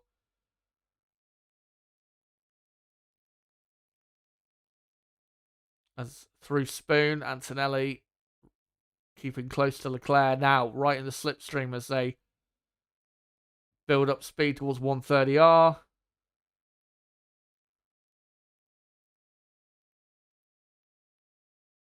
And closing in a lot down to the hairpin. As Piastri keeps over a second clear of Russell. Now on lap 14. Down the pit straight. Here comes Antonelli. Will he overtake Leclerc? No, he doesn't have enough speed. And Leclerc keeps ahead.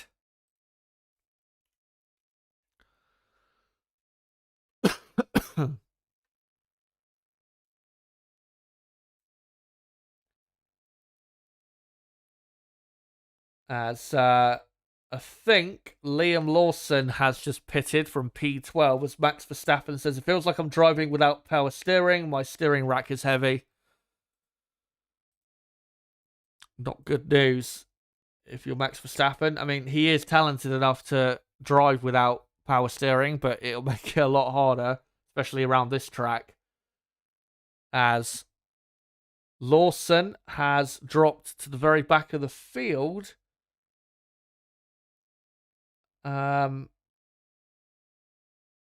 It says he's a minute behind Bottas, but there must be a timing error, unless he's got an issue. Yeah, I'm not sure what's going on there. Because they've also changed the live timing where I can just see all of the mini sector colors instead of the actual sector time now, which is a horrific change. There's been some good changes to this, but I'm just seeing colors instead of numbers, which is utterly awful. And right, so Lawson, his transponder wasn't working, so he's back up to 12th place now. As here comes Antonelli, yep. Still not close enough. Leclerc goes to the middle to defend, but Antonelli still didn't have enough speed. So yeah, let me put Lawson back down, or back up, sorry, to 12th place, as Piastri being told, if we hold track position, I think we can hang on to this. I gotta say, Piastri is doing such a great job, in terms of lap time, to keep ahead. I mean, Russell, yeah, he has the faster car, but Piastri is really pushing Mercedes hard here. As Russell now drops to 1.3 seconds behind.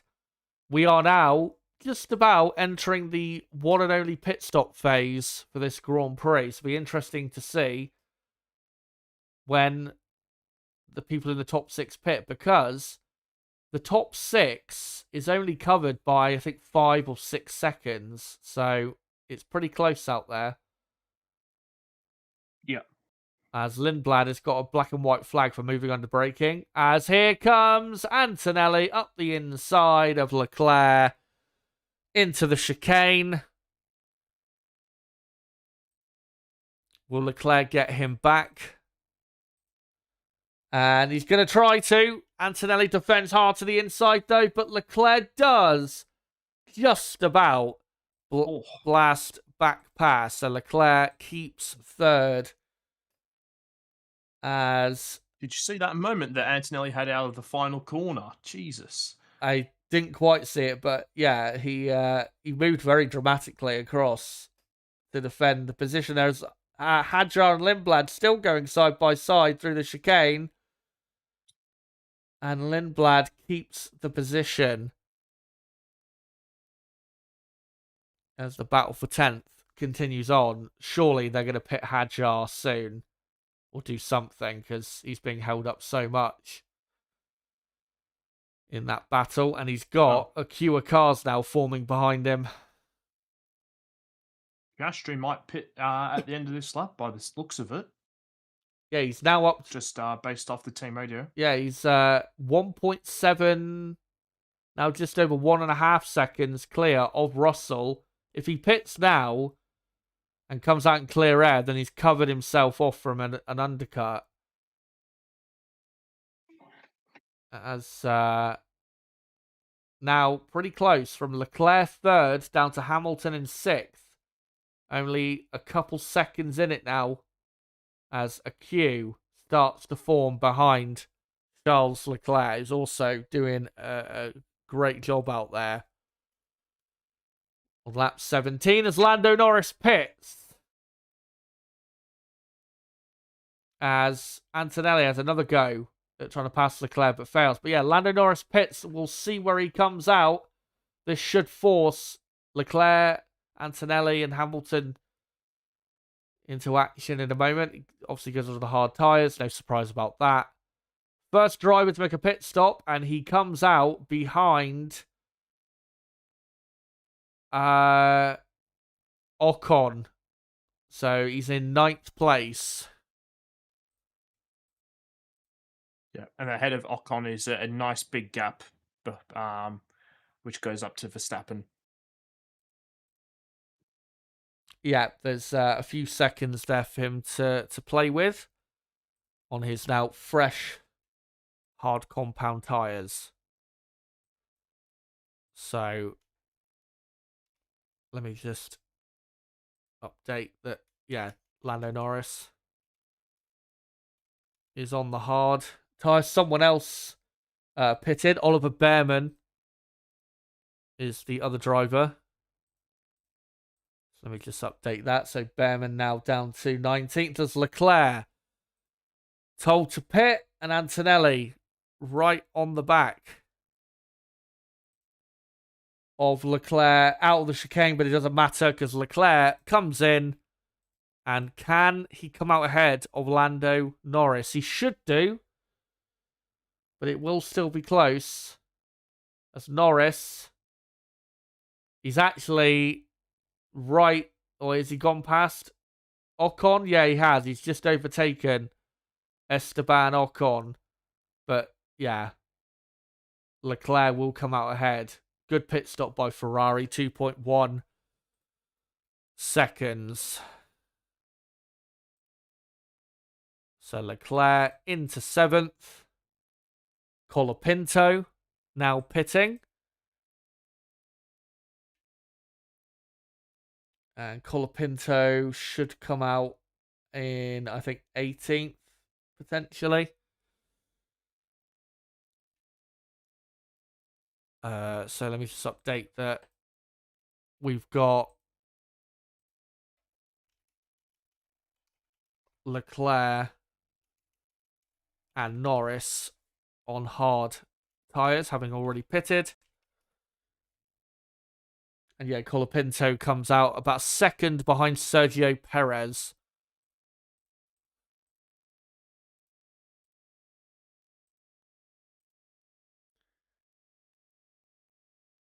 As here comes race leader and absolutely brilliant drive so far, Oscar Piastri. As he makes his stop, and if this stop goes well, he should comfortably come out ahead of Leclerc, and he'll be probably about 3-4 seconds behind Max Verstappen. Pit stop is good, 2.4 seconds, as he does come out in 6th place. And yeah, he's got a couple, I think 2.5 seconds between him and Verstappen ahead. As Antonelli now putting in the times, 1:34.0. That is a very quick lap time, especially at this stage of the race. So, As Arvid Lindblad pitting. So it's currently Mercedes 1-2. Both Mercedes cars haven't pitted. Lewis Hamilton in 3rd. Hamilton clearly playing a bit of a longer game. And then you got Gasly 4th. Verstappen 5th. Gasly and Verstappen have not pitted. And then Piastri 6th has pitted. Leclerc 7th has pitted. Norris 8th has pitted. So Hadjar is now up to 10th. To be pleased to not be staring at the back of the Racing Bulls anymore. Lawson up to 11th, and then Bortoletto 12th. Hulkenberg is 13th. Hulkenberg has recently overtaken Carlos Sainz. And Lindblad is now 16th as we're on lap 20 of 53. And Antonelli now closing in on Russell. gap. Only 2.5 seconds between the two Mercedes drivers.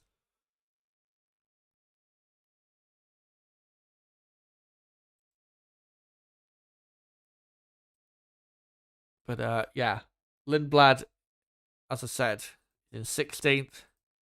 And then Colapinto, Behrman, Perez down to 19th as Ocon and Hadjar now pit. Where will Hadjar come out in relation to Lindblad? Probably behind. 2.8 second stop. And he comes out the pit lane. And I think, actually, no, I think he's ahead. He is. So they have got the job done there by a couple seconds. So presumably Lindblad had a poor pit stop. So Hadjar is now clear of Arvid Lindblad. And yeah, Ocon now down to 14th. On lap 21 here is Oscar Piastri right on the back of Max Verstappen. Verstappen defends to the middle. Now Piastri should get a great exit and surely get him down the pit straight.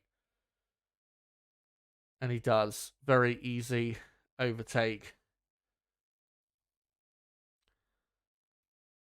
So Piastri up to 5th. So the top 10 is, yeah, Russell leading, Antonelli 2nd, both haven't pitted, and then Hamilton 3rd, Gasly 4th, those two haven't pitted either. And then Piastri 5th has pitted, and then Verstappen hasn't pitted. Leclerc 7th, Norris 8th, those two have pitted, and then Lawson 9th has not pitted, and neither has Bortoletto in P10.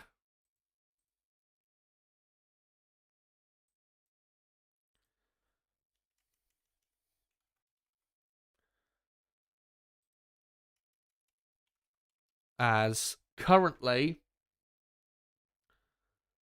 Oscar Piastri is, I think, just under 20 seconds off the lead as George Russell is told to pit.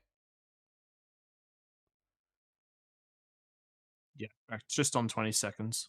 Yeah, so this should still result in Piastri coming out in the lead, but it will still be close. As on lap 22, Russell pits. Antonelli now goes into the race lead. And that was a very quick pit stop. Or no, was it? No, it was only 3 seconds. And he, yeah, comes out behind Piastri and just ahead of Max Verstappen. So few laps longer on the tyres. Will some a bit fresher tyres benefit Mercedes? It should do. And we'll see what they can do now. Oh, that's a big crash for Oliver Behrman going into Spoon. I think you said he made a mistake in Spoon earlier in the weekend, and he's done it again. A safety car. And that is brilliant news for Antonelli and Lewis Hamilton, who haven't pitted, and also Pierre Gasly. And, well, everyone who hasn't pitted, but especially for Antonelli and Hamilton.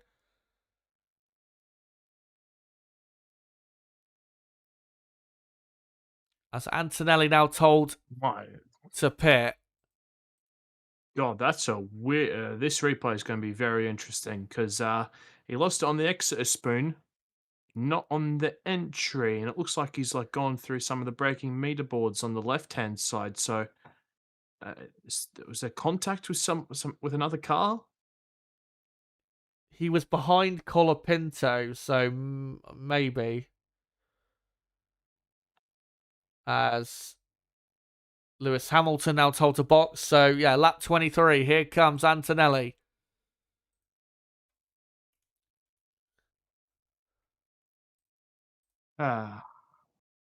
So, Oliver Behrman is out. We'll see what caused him to retire soon enough. So Antonelli gets free pit stop, basically. And Kimi Antonelli is now the leader of the Japanese Grand Prix. And, well, he's going to go and win this race now. As Russell there going over to the middle and going over the white line of the pit exit. Don't quite know why he was doing that. That was totally unnecessary.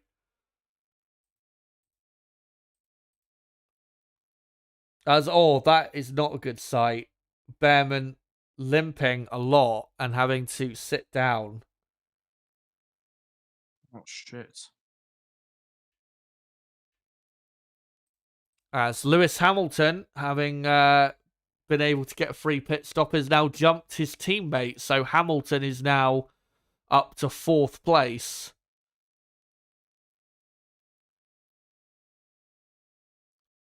So it's here we go, replay. So yeah, he's behind Colapinto. Oh, it's the closing speed, isn't it? Yeah. You can thank the regulations for that once again. We literally talked about this, didn't we? Last time we talked, that these closing speeds are going to cause some big accidents, and there you go. So Behrman, he's closed in on Colapinto so quickly on the entrance to Spoon. Colapinto's moved over slightly, and Behrman's gone onto the grass and then just completely lost the car and gone straight into the barriers.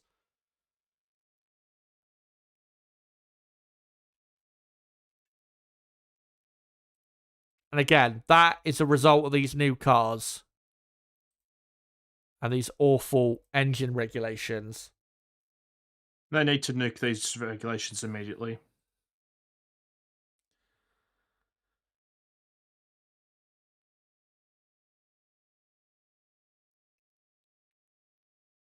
As Russell there just complaining about his luck in the last couple races. But yeah, we literally talked about this, didn't we? After, because we saw it in Melbourne when I remember Gasly and Ocon had a battle where Gasly was behind Ocon by a few tenths and then just suddenly was right next to him after like 100 meters or so. It was like really scary. And yeah, that was inevitable, I'm afraid. We're going to have more of those types of incidences.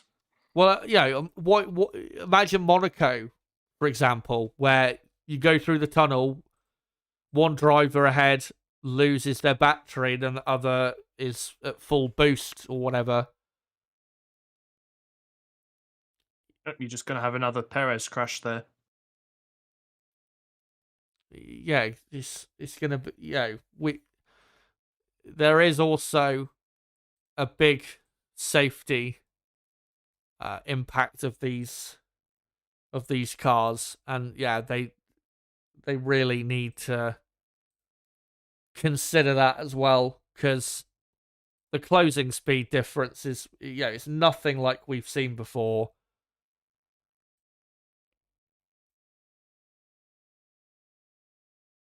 But we're on lap 24 under a safety car.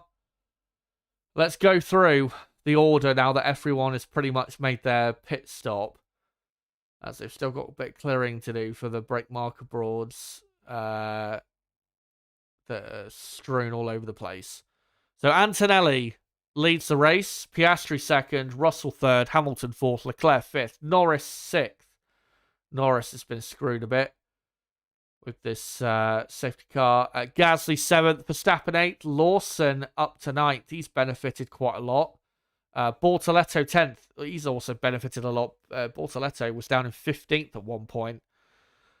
Ocon then 11th, and then Hulkenberg 12th. Hadjar is 13th.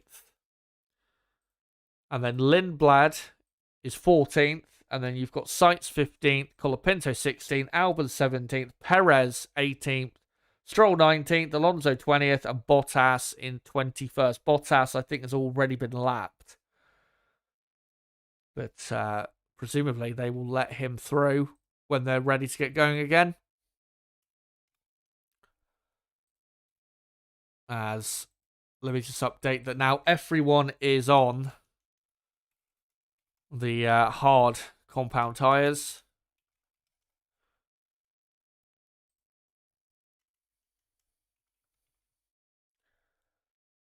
And safety car is probably going to be out for another 2 to 3 laps at least. So, yeah, we won't be getting underway just yet. As here, again, is another replay of the onboard from Behrman. And he had nowhere to go, didn't he, Nib? There's just nowhere to go there, especially with Colapinto moving to the middle of the track.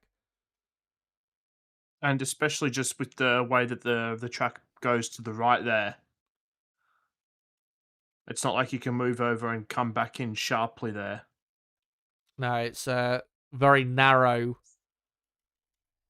piece of racetrack. And yeah, not good to see Behrman limping. Looks like he's hurt his ankle.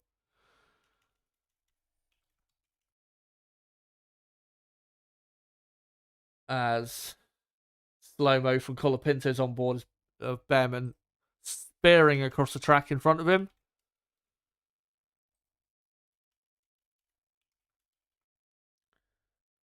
As looks like they've cleaned up most of the polystyrene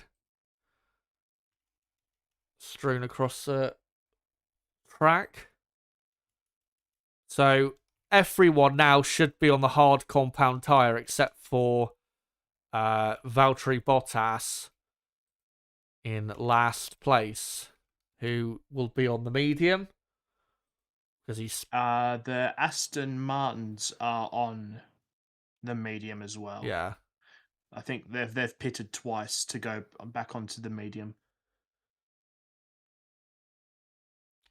And yeah, Aston Martin 19th and 20th. Good to see they're still in the race. And if they can get to the finish, then at least that would be something for them.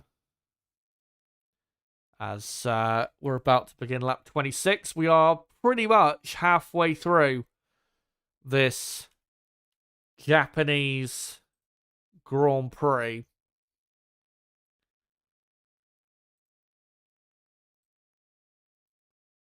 And even though Mercedes have got in the lead, there's still a Mercedes in third who will be looking to get into second. But it's not at all a guarantee today that that's going to happen, because Oscar Piastri is driving absolutely brilliantly and has already proven that he can keep Russell at bay for a bit of time. Can he do so for the rest of the race? It's going to be a tough ask, but there's no reason why he can't with the way he's driving.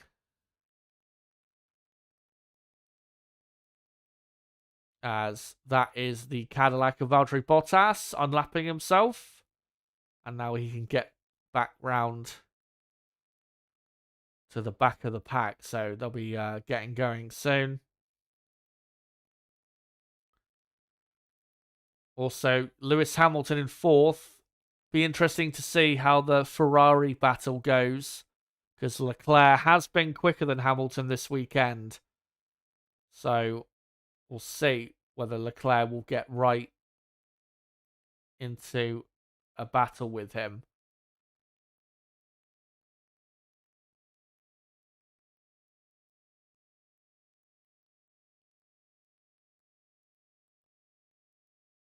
As the front of the pack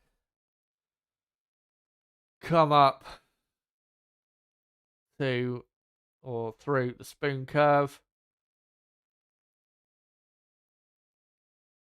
and exit that section. And yeah, be probably end of the next lap is when we'll be underway again.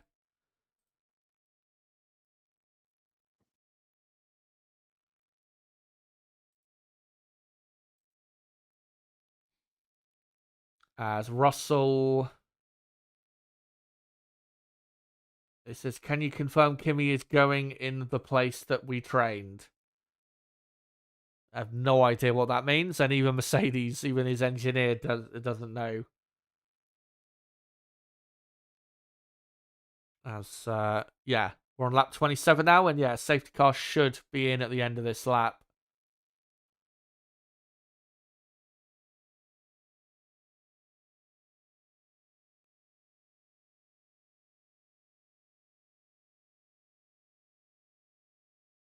As they now come into the S's.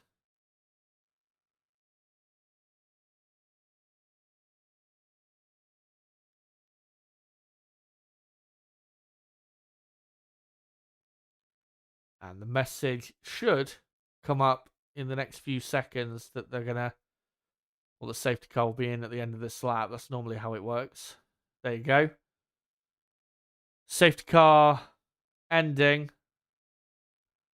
So Antonelli will be the pace car in a moment.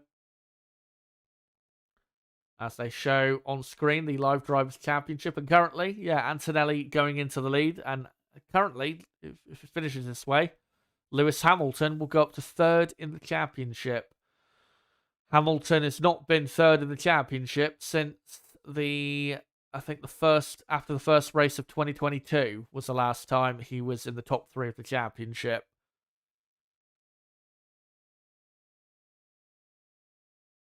As Oscar Piastri warming his tyres up.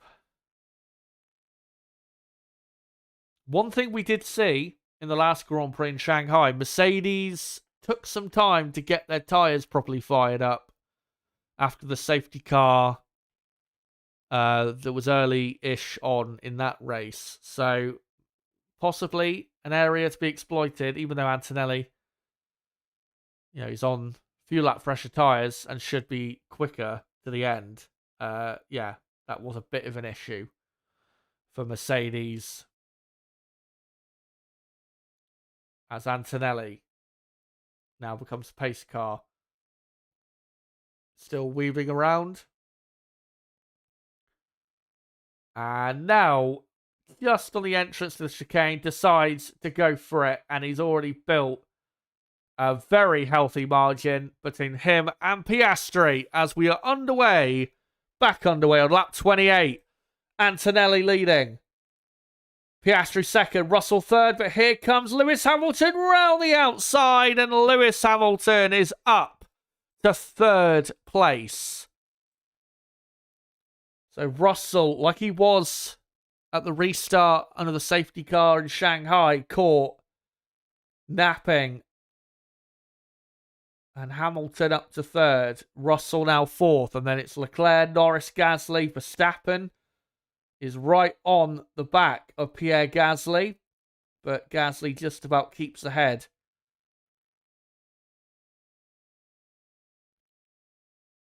As they now come up to the hairpin.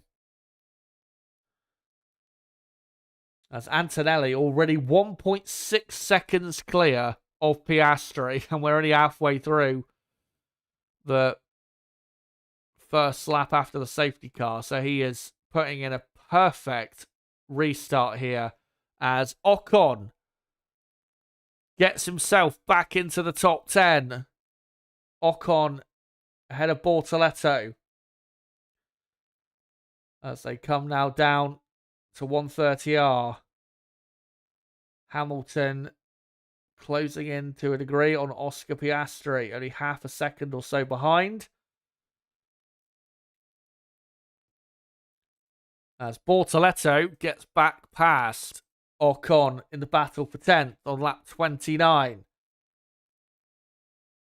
And yeah, very fast restart here by Hamilton, who was also electric on the restart in China. As Ocon has got back past, as Antonelli, look at that, fastest lap, 1:33.6. That is incredible for a first lap after a safety car in a totally different universe.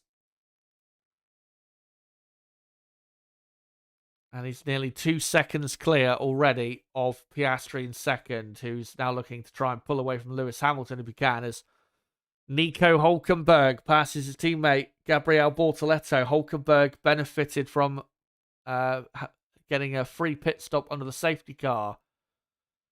So Hülkenberg's got the fresher tyres there.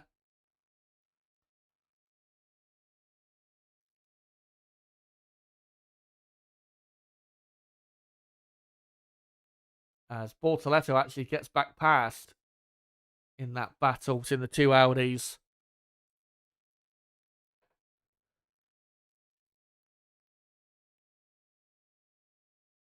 That's down to the chicane. Max Verstappen right behind Pierre Gasly. Gasly defends the middle of the track. But Verstappen is going to get, surely, a better exit.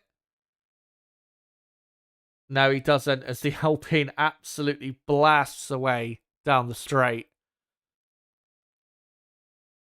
As Isaac Hadjar has just overtaken Nico Hulkenberg for 12th.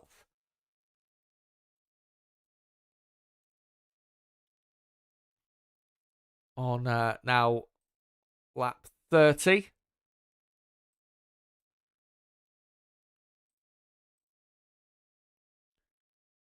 And now the battle, or the real race, is, for second, third, fourth, and fifth between Piastri, Hamilton, Russell, Leclerc, and Norris.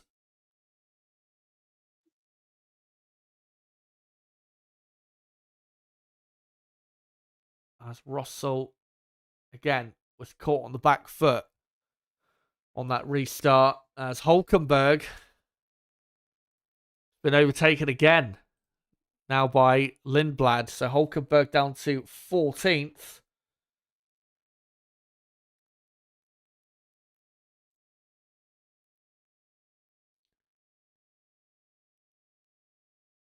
As Hamilton complaining that Piastri is extending track limits at turn 9 and turn 14. Haven't seen that, but Why not? I mean, at this track, it's so hard to extend track limits because the grass and the gravel's so close. So it's not really a thing here, thankfully. As no, Lindblad, he was dropping down the order then. He's gone back up to 13th. So clearly some issues with the transponders on the Racing Bull cars. As Alonso has overtaken Stroll. Antonelli's on a different planet to everyone else today. A 32.8. A second quicker than basically everyone else. Like you say, that's just a completely... How can you possibly even fight with that? It's ridiculous levels of pace. As Lance Stroll, the reason he was overtaken is because he's got an issue with his car and he's been told to box. So Stroll is out of this race. So that's your second retirement now. So only 20 cars remain as Stroll parks it in the garage. As Piastri in second, now just starting to pull away from Hamilton. Gap up to about second. As Antonelli on lap 32 is just under 3 seconds clear of Piastri. Russell, his teammate, in fourth, is about 4.5 seconds off the lead. So Antonelli doing exactly what he needs to do, building that gap to his teammate so that when his teammate, if he does get up to second, he won't be able to put a challenge on. As we're now looking at Apparently, go on. Apparently Sky done some analysis and Behrman was 45 kilometers an hour quicker than Colapinto at the when he went past him. 50G impact crash. Haas have just said. And yeah, no fractures, but has a right knee contusion. Right. Well, hopefully he can get that sorted to be all right. That closing speed difference at a part of a track like that, it's just it can't happen. Cannot happen. And again, we're going to see instances like this at more dangerous circuits, and it's going to be a real issue.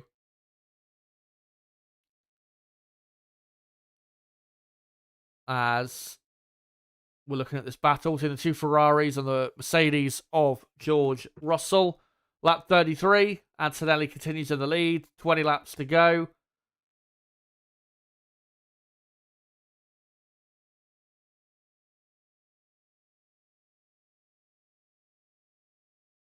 Still pretty close for the battle for second, as we're looking at a replay of Nico Hulkenberg benefiting, is this, from a lockup from Lindblad?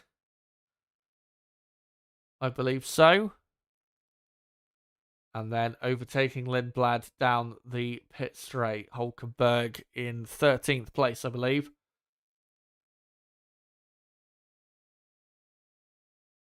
As Russell up to the hairpin, looking a bit closer to Hamilton on this occasion than he's looked previously.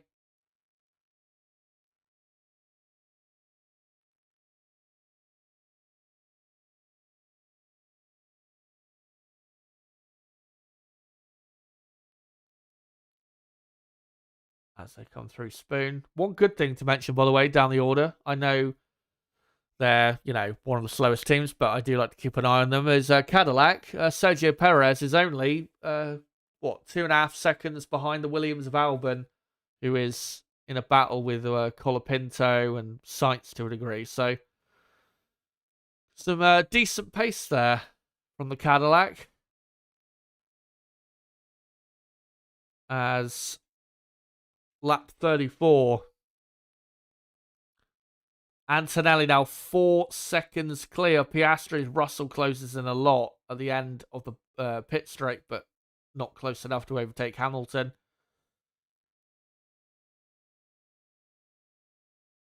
So we're now looking at Hadjar closing in on Bortoletto down to turn 1, but not by enough to overtake.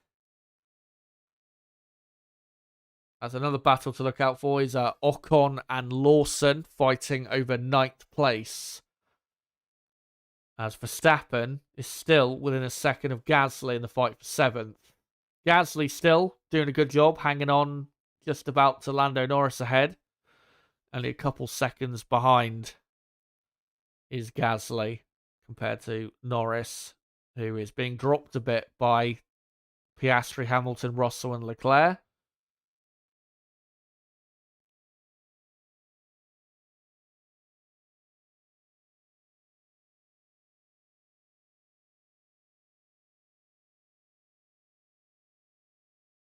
As now heading down to 130R.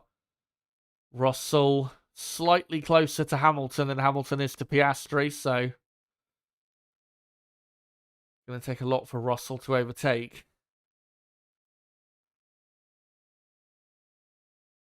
As we are on now lap 35.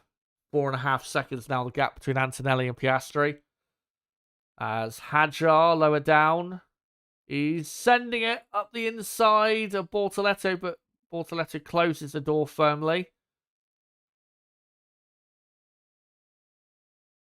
And now down the pit straight. Hadjar closing in. Will he go down the inside? He looks for it, but Bortoletto just about has enough of his car ahead to clearly take the line into the first couple corners. As Russell, a bit closer now to Hamilton, up to the hairpin. As Hamilton now's dropping just over a second behind Piastri.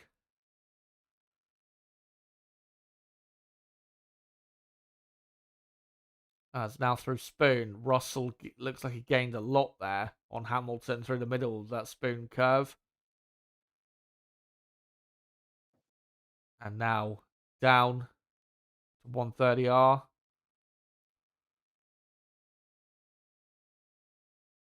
Piastri just about pulling away. Russell has tended to use his boost down the pit straight and been very powerful with it. Can he do that again? As here he comes towards the end of the pit straight. Hamilton defends to the middle and keeps the position just about ahead of Russell. But inevitably, Russell is going to get that overtake done. As Esteban Ocon, has he passed Liam Lawson, or is Lawson still having those transponder issues? I think he might be. As Hadjar round the outside. Has he? Of Bortoletto? Yes, he has.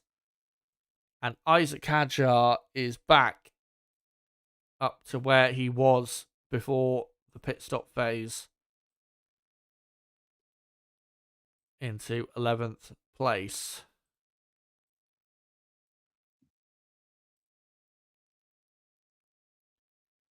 And yeah, Lawson, that was just a transponder issue again. He is still in 9th place.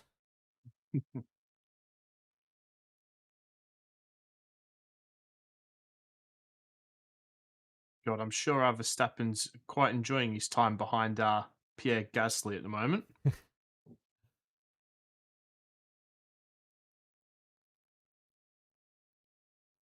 As here comes Russell closing in quite a lot down to the chicane. Will he now have the boost to overtake down the pit straight? Here he comes. He's closing in a lot. Hamilton moves to the middle and covers it off.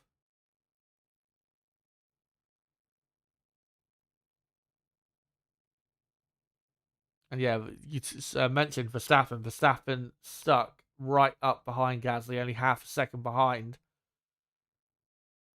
Has been for quite a while, as we're looking at Hulkenberg now, who is tucked right up behind his teammate Bortoletto. Hulkenberg probably should be let through. Hulkenberg, pretty sure he's got a few lap fresher tyres. Yeah, Hulkenberg has 1 lap fresher tyres. All right. As Russell still close with Hamilton. Leclerc keeping Russell honest, though, and waiting to pounce. If I'm Piastri here, I'm backing off by the end of the lap and giving Hamilton all the help he can here. George Russell, as he got an issue, Leclerc has just overtaken him into Spoon. And I'm not sure exactly what that was about. He just completely lost pace. What the hell? It looked like he was slowing right down, and now he's suddenly back up to speed. And now he's right on the back of Leclerc. Is he going to overtake Leclerc down the pit straight? He's closing in. But no, but yeah, that was very weird. He just completely lost all straight line speed or power. I was just saying that Piastri needs to back up to help Hamilton defend from him. And then he's going nowhere. But once again, if Leclerc was if Leclerc was a bit closer there, that could have been properly dangerous. But I know. Well, hopefully we'll get a replay. Yeah, hopefully an on-board replay. As into the hairpin, Russell still keeping close with Leclerc.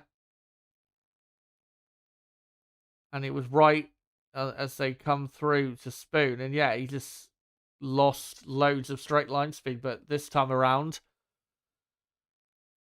no issue at all. So they're showing a replay in the top left, but they're showing it in the small box. It's probably for propaganda reasons, to be honest. And yeah, it's like someone pulled the handbrake. He was driving as almost as though you do when you're a lapped car and you're letting someone through. That's how he was driving into that corner.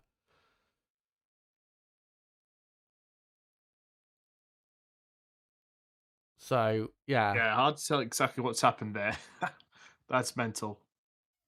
As now Leclerc starting to really close in on Hamilton as the two Audis swap position. The Hulkenberg up to 12th.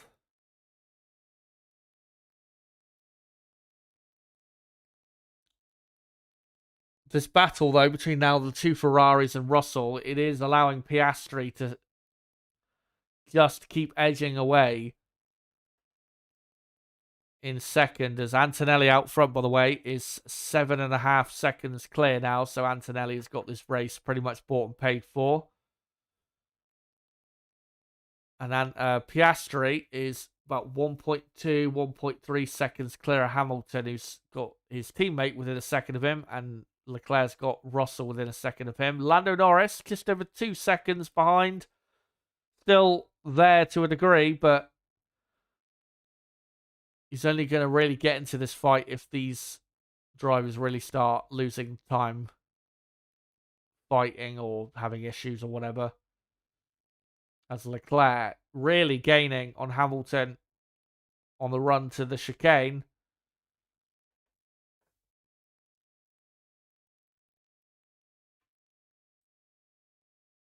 And close down the pit straight, but not close enough to overtake, as Lewis Hamilton currently in third. Hamilton has not finished on the podium here at Suzuka since 2019, where he also finished in third. That was the day, I think Mercedes won the Constructors that day. So it's been a while.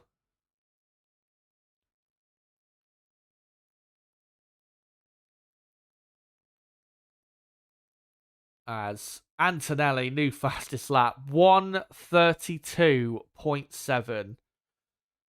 Absolutely incredible lap time. As he's going to win this race by easily over 10 seconds. As Leclerc trying his best to get a good run on Hamilton out the spoon. Looks like he has. As Leclerc saying we're losing a bit of time for info. And yeah, he's really started to close in on Hamilton down to 130R. Right in the slipstream. Hamilton defends to the middle. Leclerc not going to go for the move just yet. He's going to try down the pit straight. These two fought tooth and nail the third 2 weeks ago. And here comes Leclerc. Gets in the slipstream, but just didn't have enough momentum to go right round the outside. Hamilton keeps the position. This battling, though, helping Piastri in second. Just, again, edging away. McLaren, remember, have not had a podium this season. So they're looking to secure that. As Russell now right on the back of Leclerc. Is he going to go up the inside into Degner? No, he really was closing in quickly, but not enough room for an overtake. As Lando Norris now behind, starting to close in.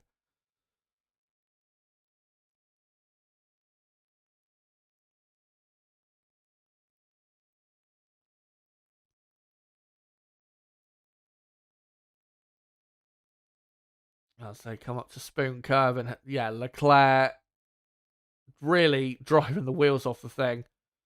But he, again, gets a good run on Hamilton out of Spoon, and he's right in the slipstream as they come through 130R. And to the outside, Hamilton parks his car in the middle. Leclerc did not get a great exit, though, from the chicane. Here he comes, though, down the pit straight. Into the slipstream. Round the outside. Is he going to go? And he does. Brilliant overtake by Charles Leclerc. Very close between the two. Looked like there was going to be contact, but they just about kept it clean. And Charles Leclerc is up to third, where, quite frankly, he deserves to be. Hamilton only really got ahead of Leclerc because of that safety car. And now, George Russell is right on the back of Hamilton, as Norris now right in this fight.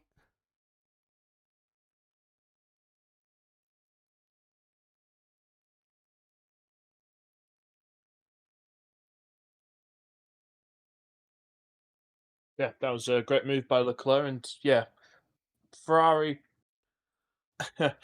I mean, this is the thing, right? If they want to have team orders, they're going to be calling for it to be happening every race at this point.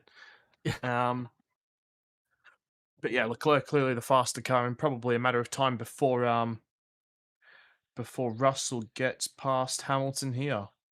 Yeah, as he closes in to the chicane, he's not going to go for a move just yet, though. As we're on lap 43, just over 10 more laps remain. As Antonelli out front, now 10 seconds clear of Piastri. Russell down the pit straight, now deploys his boost. Hamilton defends to the inside. Russell, though, goes round the outside, just too much speed. And George Russell is up to 4th. As Lewis Hamilton drops down to 5th. Can Russell at least claim a podium in what's been a very difficult afternoon for Russell? He has to at least get on the podium here. He cannot afford to lose 13 points to Antonelli. And as it stands, Antonelli will be 9 points clear of Russell in the championship.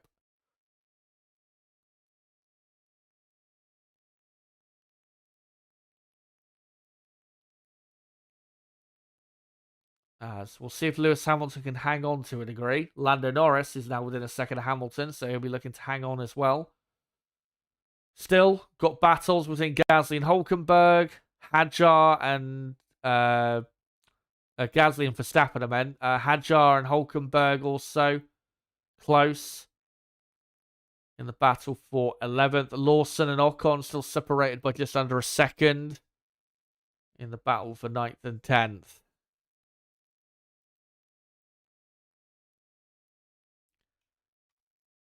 As Antonelli, another stonking fastest lap, 132.5. That was a second quicker than everyone else. This is what I mean. It's like that's, the starts and them getting really terrible starts. That's the only properly entertaining thing about these races. Because if they didn't get such bad starts, they would be absolutely obliterating the field. Yeah, I mean, when was the safety car lap? 22, something like that. Well, it came in on lap 27, so it's been, 17 laps? Yeah, an 11-second lead in that time period. I mean, just a rocket ship. And at the moment, Antonelli is getting more out of it than George Russell is. Absolutely, as Russell is now starting to close in on Leclerc, just about a second behind the Monegasque. Leclerc is, again, driven the wheels off the thing all weekend and really does deserve a podium for his efforts, but it's going to be close as to whether he gets it. As we're just seeing in the mini screen, Verstappen still stuck behind Pierre Gasly. He's closing in, though, a lot. Down to the chicane. The problem is, though, Gasly powers away very suddenly down the pit straight. There's just nothing he can do about that.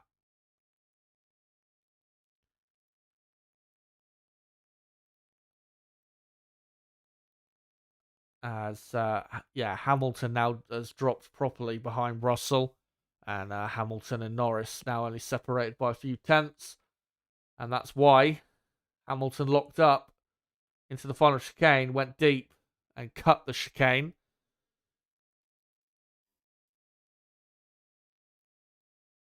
He'll want to make sure, Hamilton, he finishes at least in the top 5. He won't want to finish behind Norris.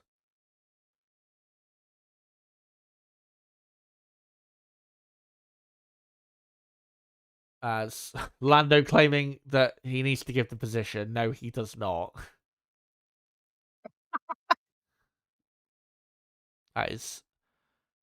That's one thing that does annoy me about Martin Brundle. He's one of those that thinks that if you go off ahead of, even if you're a second ahead, clearly ahead of another driver, that you should give the position to the car behind. I don't understand why people think that. Well, it's been noted. Yeah, and they'll hopefully just leave it at that. As lap 46, here comes Russell down to turn 1. He closes in, but not close enough, as Hulkenberg in the Audi has overtaken Isaac Hadjar. Hulkenberg now, now he's been re-overtaken by Hadjar. As Hadjar, he's got the move done down into the chicane. Hulkenberg now back down the pit straight, right in the slipstream. Can he go up the inside? He's going to try. He dangles his front end in there. Hadjar goes a bit wide, but just about keeps the position. Good battle as Alex Albon has pitted. I'm assuming probably a problem there for Albon.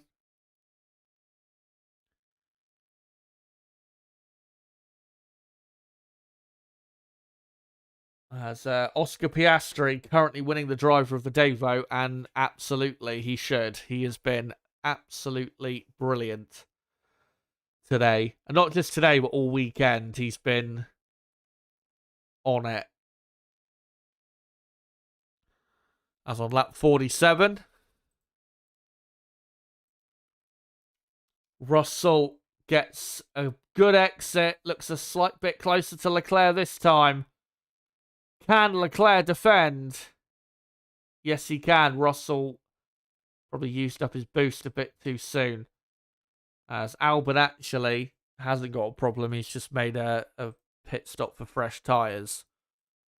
Oh, yeah. I forgot to mention that Stroll retired due to a suspected water pressure issue. So, not an engine problem. Well, at least that's something for them. As I don't know what tyres Albon has gone on to, as Hulkenberg. He's gone onto the soft. Right.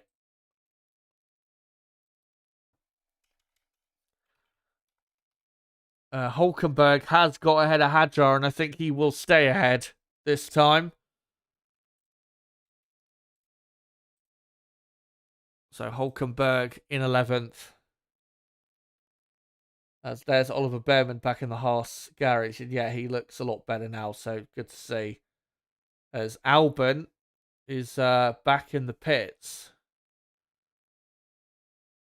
As Lando Norris really close behind Lewis Hamilton, and so is Russell to Leclerc. On lap now 48. And Norris goes up the inside of Lewis Hamilton, who really is struggling for pace in these final few laps. Down the pit straight, though. Is Russell going to close in on Leclerc? No. Will Hamilton get Norris back? Yes, he will. That's just totally Mickey Mouse. And no further investigation, by the way, for Hamilton going deep at the chicane, as it should be. Good. But, yeah, Albon has pitted again for some reason and is now in 19th. Yeah, can't give you an update on that one. Not sure what's going on there. As there's a replay, yeah, Norris using his boost to overtake at the chicane, and then Hamilton just doing the same back.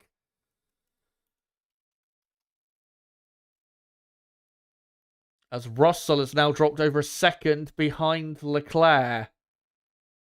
As that's a Cadillac getting out of the way of the leading pack.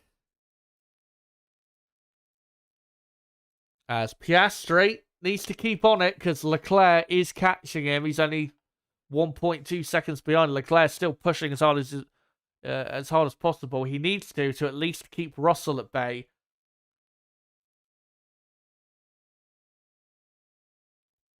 As now lap 49, 5 laps remain. Antonelli out front is 13 seconds clear of Piastri, as Max Verstappen, I think, has got past Pierre Gasly, but let's just wait and see whether Gasly will get back past him, as Albon is pitted again. So he's definitely got a problem. And yeah, Gasly has just got right back past Max down the pit straight, which I'm sure will go down brilliantly with Max. As, Albon is now last.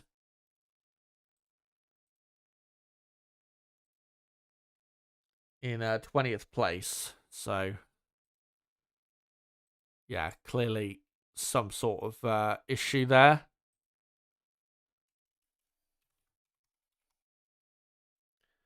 Yeah, well, Piastri's certainly responded now, back out to nearly 2 seconds. He's putting some good sectors as Leclerc now under a lot more pressure.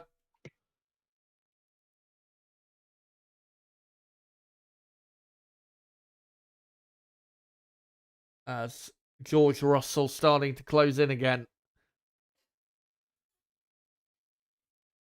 And closing in a lot as they come down to the chicane. Russell, though, be stupid to go for the move at the chicane as he got enough battery boost to overtake down the pit straight as we begin lap 50. And Russell is closing in, but just not enough as Leclerc keeps ahead.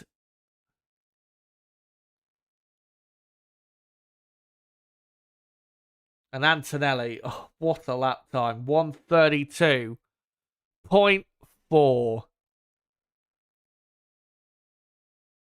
Absolutely beating the competition into submission as he's 13.6 seconds clear now of Piastri. Piastri now 2.2 clear of Leclerc, so I think Piastri has now done just about enough to hold second. As this is really the main fight to look at in these final few laps. Who will take the final podium position? Will it be Leclerc or Russell? This could be critical for the World Championship. Every point matters, as we saw last year.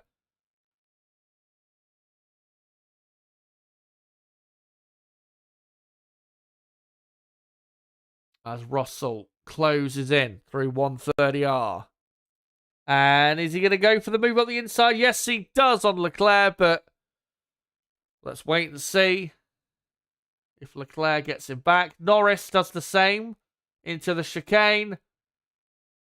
And I don't think Leclerc is going to get Russell back. Nope, here he comes. And he's going to go right round the outside. He just about had enough battery left. And he gets the position back. And so does Lewis Hamilton. Gets 5th back. That, though, is another thing that is just frustrating with these regs, is you don't know when a real overtake has actually happened. Because, like, that overtake in the final chicane meant absolutely nothing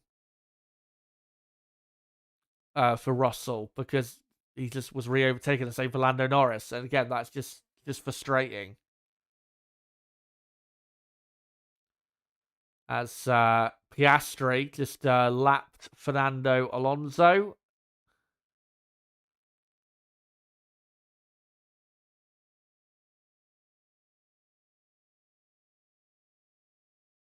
As we are moments away from the penultimate lap beginning, as thankfully for Leclerc, he is right up behind Alonso, gets a nice slipstream through 130R.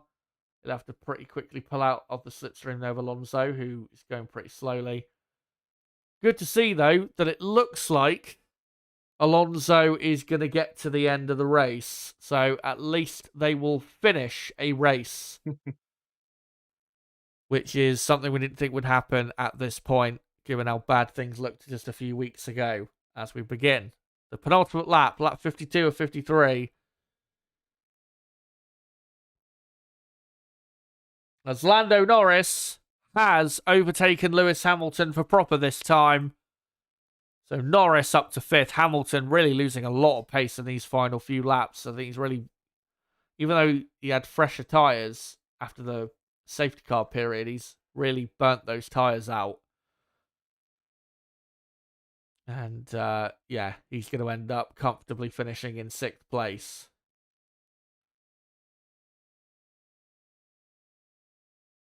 As Russell surely is going to have one last go at passing Leclerc.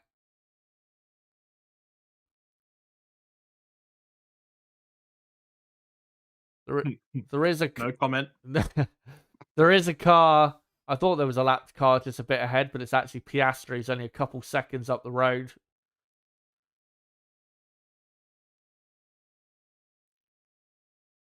And here comes Russell to the chicane, closes right in and moves to the inside.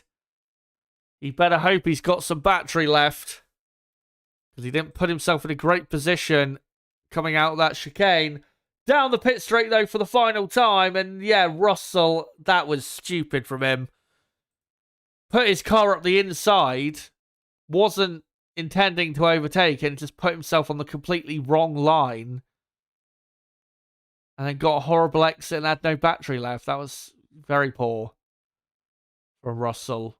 But, Nib, a quick word on Kimi Antonelli. Of course, did get a bit lucky getting into the lead, but he was always going to win this race. That pace, just way too good for anyone else out there today. Yeah, I was waiting for all the pit stops to happen for me to say that Antonelli is probably going to be the real threat to Piastri. And yeah, I think no matter what, Antonelli would have won this race comfortably today. Just way too quick around here, and yeah, an absolutely dominant drive. As Antonelli, only 2 weeks ago, took his first pole position, became the youngest man ever to take pole in Formula One, and took his first ever victory.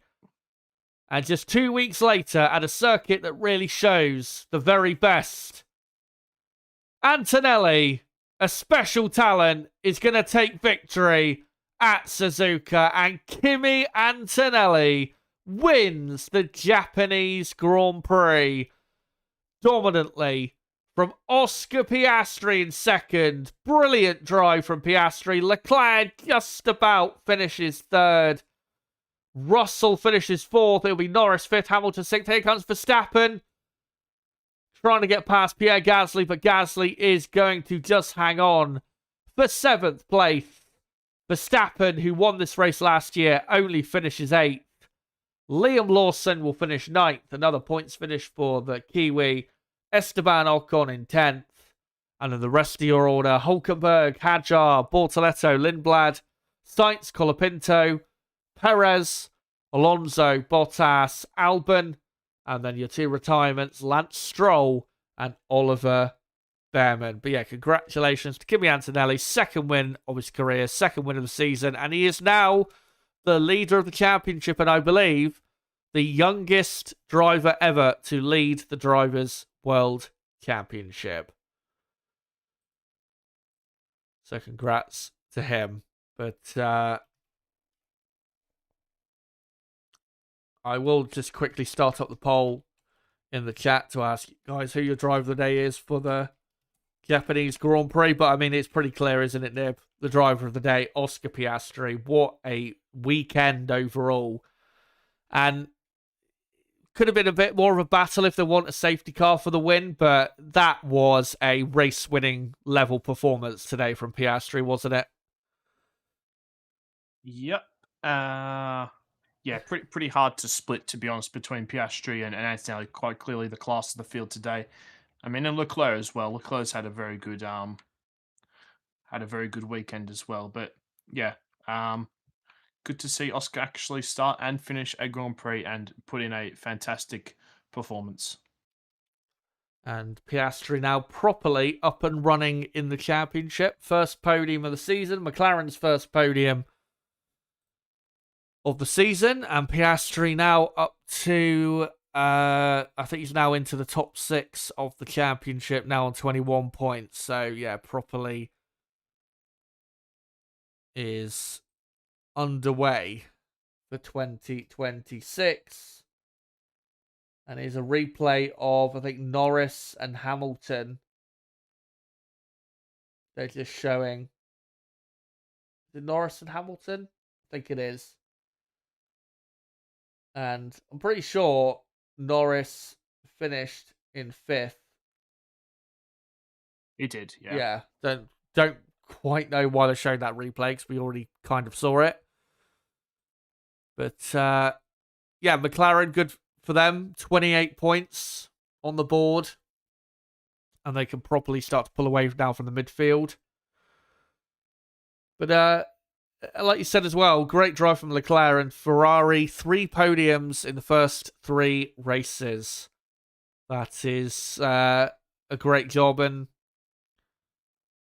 yeah, just confirmation, they're just showing on the broadcast, Antonelli is the first teenager in F1 history to lead the Drivers' Championship. So, congrats to him.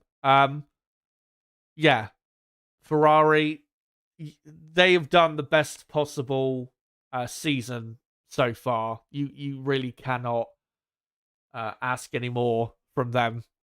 They just need to improve the power unit, and if they do, they will be able to fight for wins. I have no doubt about it. But at the minute, Mercedes are the class of the field, and so is Kimi Antonelli, who wins in Japan, takes the lead of the championship, and Antonelli now 9 points clear of George Russell, who doesn't even get on the podium. Poor performance from Russell, and he really needs to step it up if he wants to win this championship, because Antonelli is here, and he is going to take the fight to Russell, no doubt about it. But yeah, let me know, guys, in the chat who your driver of the day is. And we'll see you guys vote for. As Antonelli now rushes over to mechanics.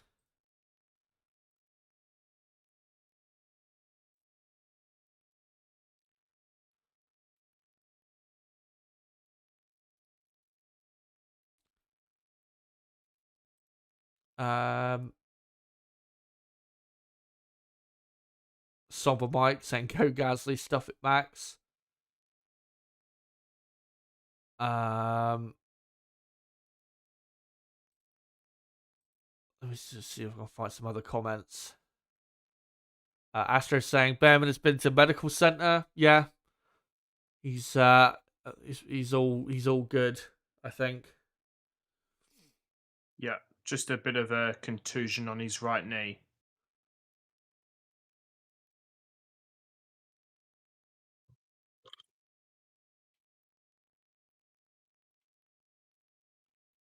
Let me just scroll up a bit, see if I missed any other comments.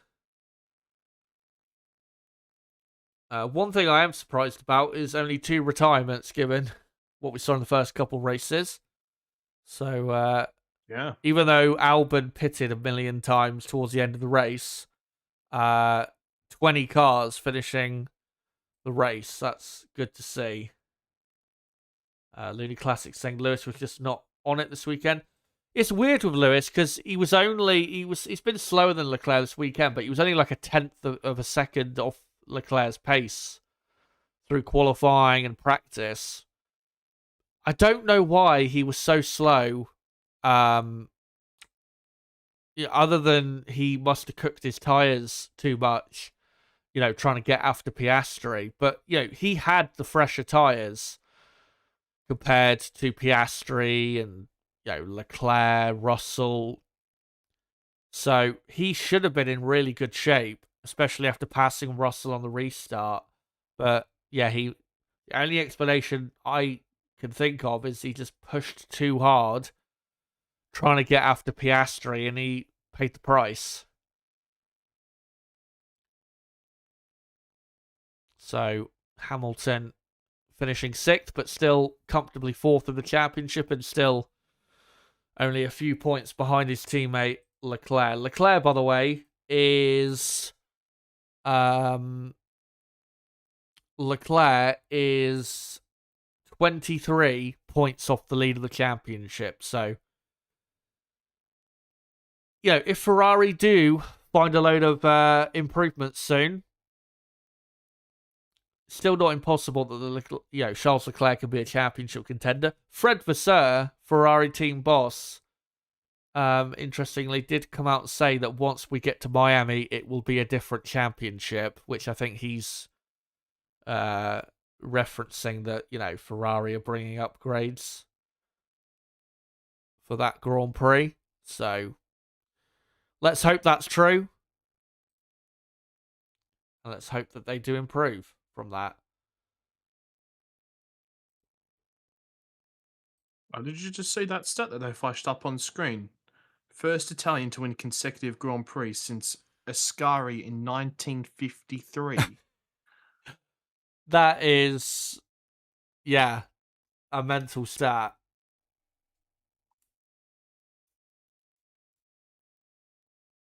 I didn't actually see that, but yeah, that's. We're gonna see it a lot with Antonelli this year. If he wins a lot of races, he's gonna break a lot of little records like that.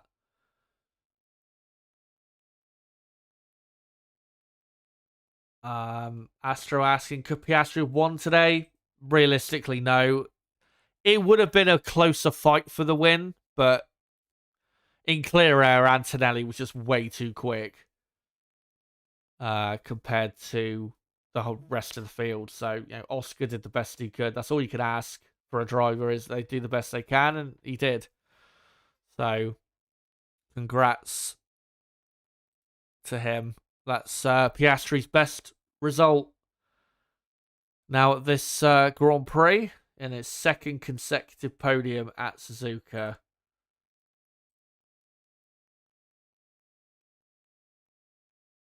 As I'll just finish up the poll.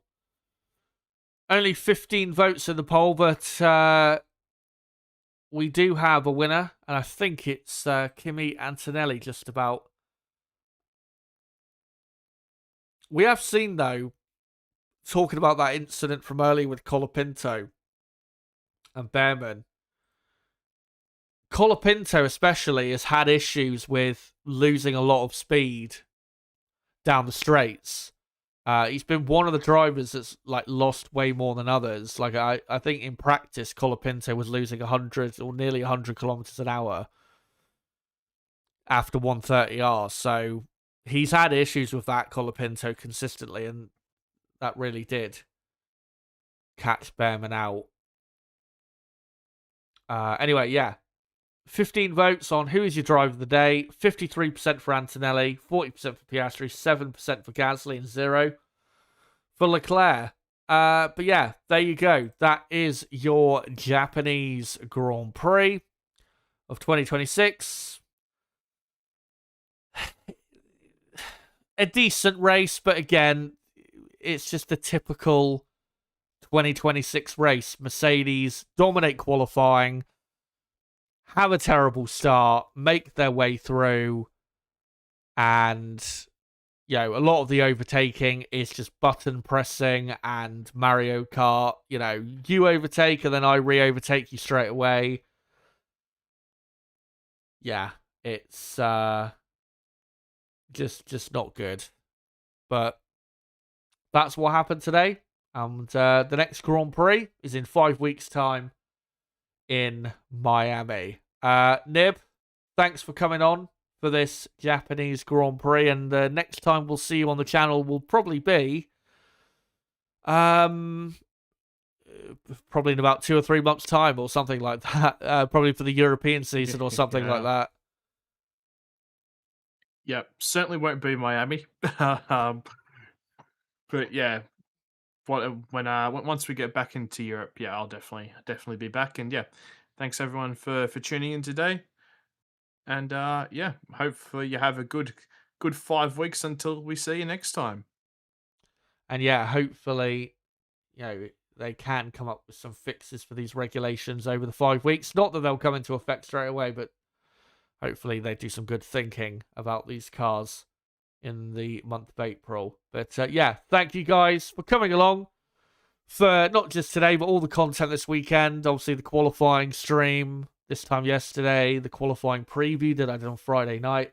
Just a reminder, I will be doing my podcast today. I will be uploading the podcast in a few hours from now. I'll quickly record it, edit it, and get that uploaded hopefully by lunchtime here in the UK. And then, like I said earlier in the stream, tomorrow I will make an announcement as to what videos exactly I'll be uploading to the channel over the month of April. And then I won't be announcing what days exactly they'll be coming out, but they will come out over the course of April. And then, yeah, those will come out over that month.